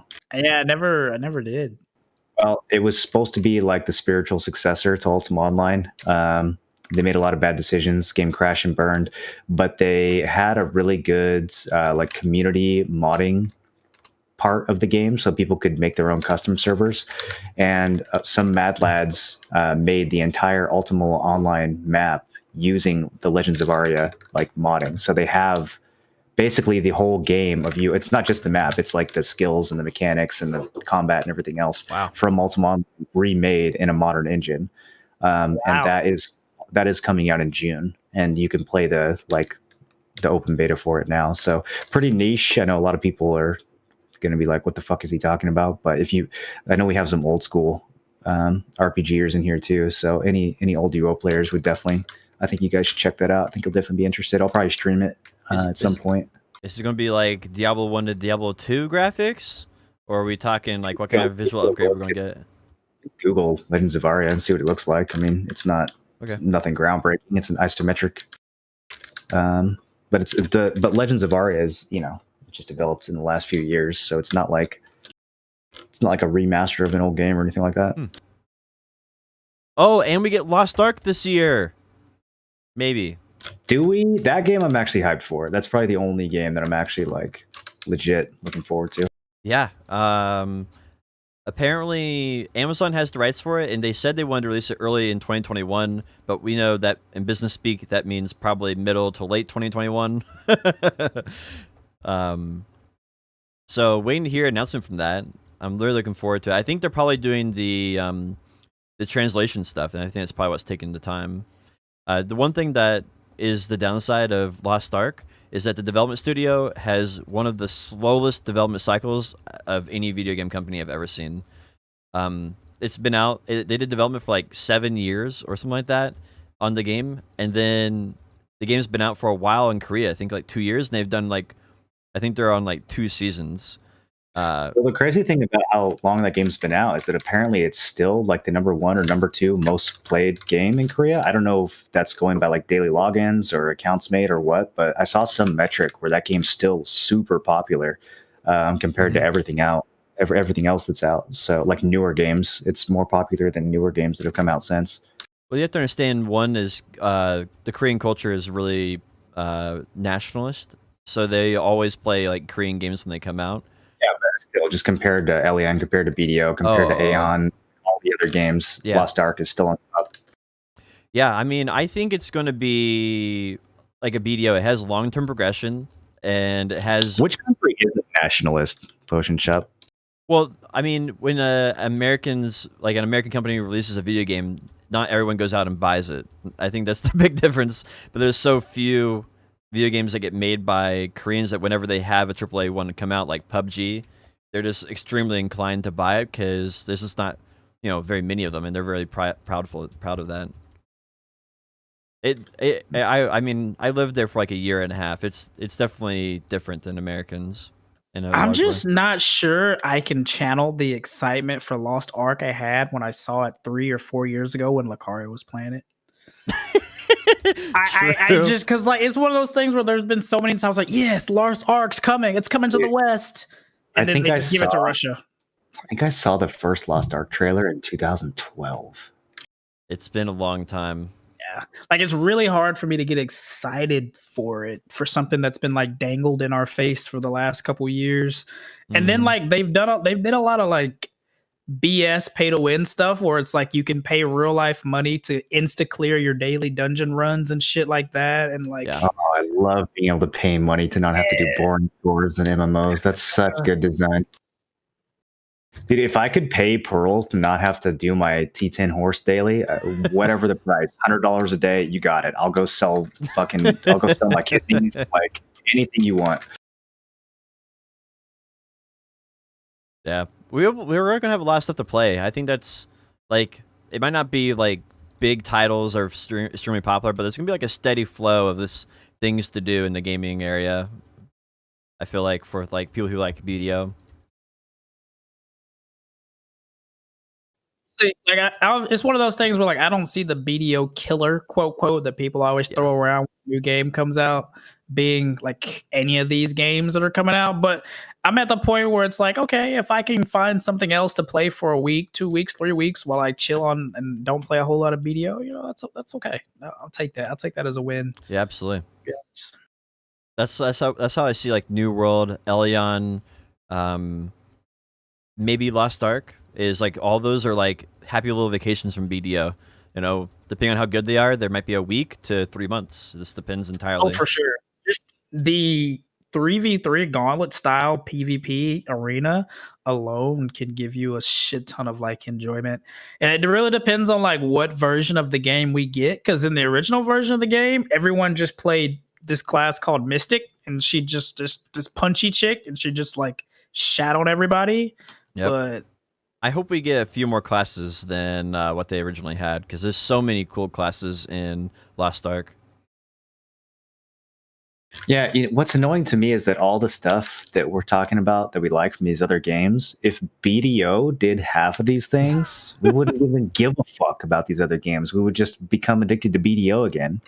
So True. It's like 3v3 arenas. Oh my god, an MMO dev put a 3v3 arena in their game? How fucking revolutionary. See, that's the thing, though. It's not even the fact that they could put these things in, it's the fact that these things are low hanging fruit. Right? Yep. It's not even like something they would have to like innovate to do. Like imagine ranked arena where like depending on the battle arena you choose, like the first one's like 1 through 100 C CP, and then second battle arena is up to 200 CP, and then the next one's 300 CP. And like you could just do ranked arenas, and only one's like super easy because you already have the channels set up for it. Like it wouldn't be a hard thing to do. It just kind of blows my mind. Like you said, it's the fact that you could have it in BDO and it's easy things to do. It's not like reinventing the wheel or anything. But maybe the sheriff system will be it, boys. Sheriff system will save BDO. See, the problem is, bro, is that like that's why I hate ragging on these new MMOs, and I try to like find something good about them and talk about them in a good light, because honestly that is the biggest thing BDO needs. It just needs some kind of competitor that's in a similar realm as it, that's also doing really well and kind of like picking up steam in the MMO world, right? Because like as of right now they have no competitors. I mean, the only other game really is like WoW, but WoW caters to a completely different audience and it's not the same style, so there's nothing that kind of like pushes them or gives them like pressure from the bottom to like do stuff, I guess, right? So like we're not exactly ragging on other games to make them look bad, because I'm pretty sure I could say all of us here want another game to be successful. Like I'm pretty sure I feel confident saying that. I would love for one of these companies to light a fire under Pearl Abyss's ass, because holy shit, man. Like some of this stuff is so odd. But again, like I think the most frustrating part of all is when I see all the clean design decisions that BDO Mobile has, because then it's like even within the same company, they can't figure out how to fix the PC version. It's like, wait a minute, you guys we already know everything we want because you put it in the mobile game, but you won't put it on PC, which has been out for 3 times longer. I think it's just the design leads and ego. I think that's the main thing. I think the design lead of mobile has a lot of good ideas, and the design lead of PC has an ego, and he doesn't want to get his ego hurt, so he just won't admit that he's not creating as good ideas as mobile's doing. And I think that's the core there, is that this is an ego choice there. Well, the ironic part is there are things from mobile that they've put in PC, but it's like the worst implementations ever. It's things like adventure journals. Yep. I think that just reinforces the idea, though. It's like, well, we're going to do what you did, but we're going to do it better. I got this great idea, and we're going to do it 5 times better than mobile did, and whoa, are you ready? And then they come out, and you're like, players like, what is this? What is this? This is not what mobile had at all. And, I feel like that's what it comes down to a lot of times. I don't know. it's a culture thing, right? Like, aren't they very big on like respect and things? So it's like if your boss has a shit idea, you're not gonna tell your boss it's a shit idea. Do you think it really is just one guy at the top just Maybe. holding his game back, and everyone's just too polite to tell him otherwise? I do think that That's has a how pretty guilt large play in it because they don't like It's really how admitting it there's goes. mistakes. That's like the big thing. They don't like admitting mistakes, so they're like if they see like a class needs a nerf, then what they say to themselves is, the person who buffed that class didn't do it correctly, and that would insult them. So we can't nerf the class because that would insult the person who originally bounced the class. So we're just gonna buff. Oh, And true, dude. You can't Yep. fix the game because that insults the person who broke the game. Yep. And I actually like non-jokingly, I actually think that is a very big problem. Maybe not necessarily in balancing, but for a lot of parts of the game. Like I think really new parts. When you know who designed it still, I feel like they just don't want to touch it until that person's left the company or gone somewhere else. Just so they don't have a chance of hurting that You person's have to feelings. wait until the dev gets transferred over to Crimson Desert before they can fix all the things they fucked up with BDO. I do think that's like a really big part of it though. And it might be why we've actually started seeing changes now, is because maybe the guy who was like did a lot of changes for like the last 2 years rotated out finally, and now they're starting to listen to player base because hey, the new guy says we can do it, you know. And it could be something just as simple as that. The culture, I do think, is a really big part of what's holding BDO back. That's very I mean, it interesting. does make sense, right? Because I don't see very many Koreans like, no, boss, that's a bad idea. I could see it definitely in like America, but I couldn't really see it in like. Dude, do you guys remember that news story about the Korean plane that crashed because the co-pilot couldn't tell the pilot that he was about to crash the plane because it would have been rude or something? Do you guys remember that shit? What the fuck? Really? That was a thing? Yeah, just crashed the plane because it would have been rude to like tell him that he was about to crash.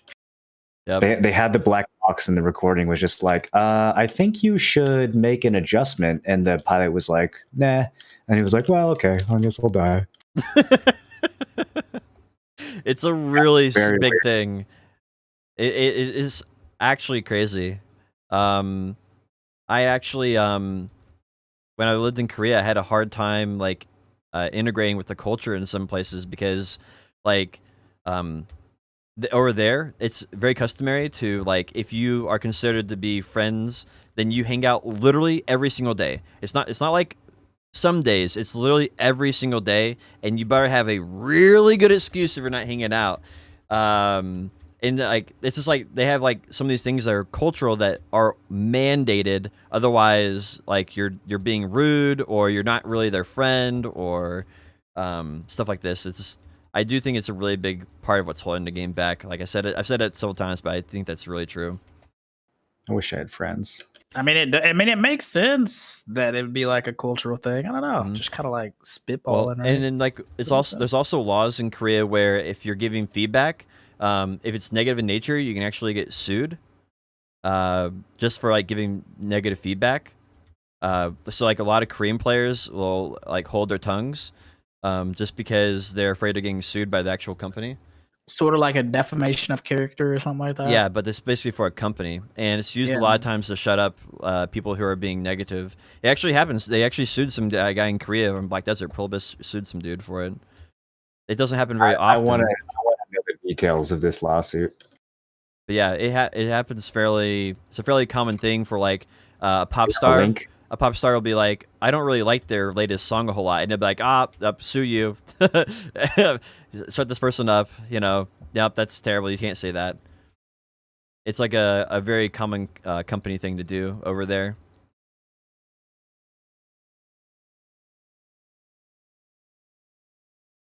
Anyway, though, I do think that BDO getting some positive, you know, Elion coming out will probably put some positive pressure on BDO to up its game a little bit, do a little better. We're getting a new PvE update, I guess, next week on Global Lab. So curious to see how good or bad it may be. So far, it's been pretty good updates. Is there anything else you guys want to touch on? I think that's about it. Yeah, I kind of feel like they touched most things. It seems like we're gonna get most of those changes that happened on Global Labs 2 weeks ago next week because Korea got it this week, right? The PvP changes? So Yeah, so like the PvP damage changes and then like the guild changes. So I guess we'll see how that has an impact next week. I just feel like we're in this weird waiting period with BDO. Like, is Thornwood Castle canceled? Is it ever coming out? I don't know. I don't know what the deal is with Thornwood Castle. I don't know what the deal is with the Node War rework. I don't know what the deal is with the group dungeon. Like, there's so many like top level content changes that we've been waiting for a year and a half, 2 years now. I think that it may just be that they got a new guy in charge and he's just kind of restructuring everything for how he wants to do content release. Because I mean, they canceled seasons. They have released all these characters.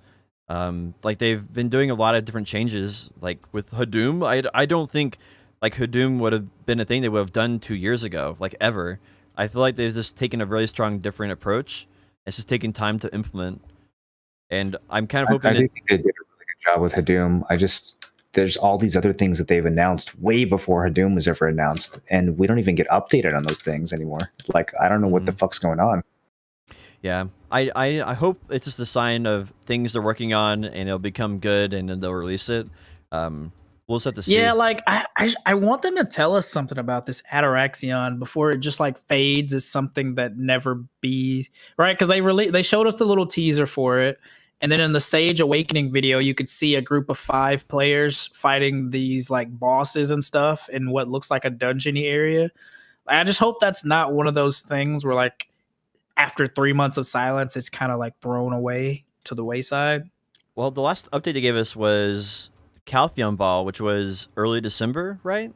So it's about time for them to announce the Heidel Ball, and that maybe would be this month, late this month or early next month. Usually May, right? May, June. Yeah, for Heidel Ball usually. So maybe that's why they're kind of keeping things mum's the word right now. Is they're kind of getting everything ready to announce. I don't know. I'd like to hear some updates for sure. I hope so, man. I hope we hear something soon. Yep. Well, that's all I got. All right. Well, then that was episode 43 of Nerds and Words. You could find us on Spotify, Nerds and Words. Potion, are you still uploading this on your YouTube as well? Yep. Cool. We will be back next Friday at 12 o'clock Pacific, 3 o'clock Eastern, talking about updates to BDO, other MMOs, whatever strikes our fancy. Hope we see you guys then. Take care. Peace.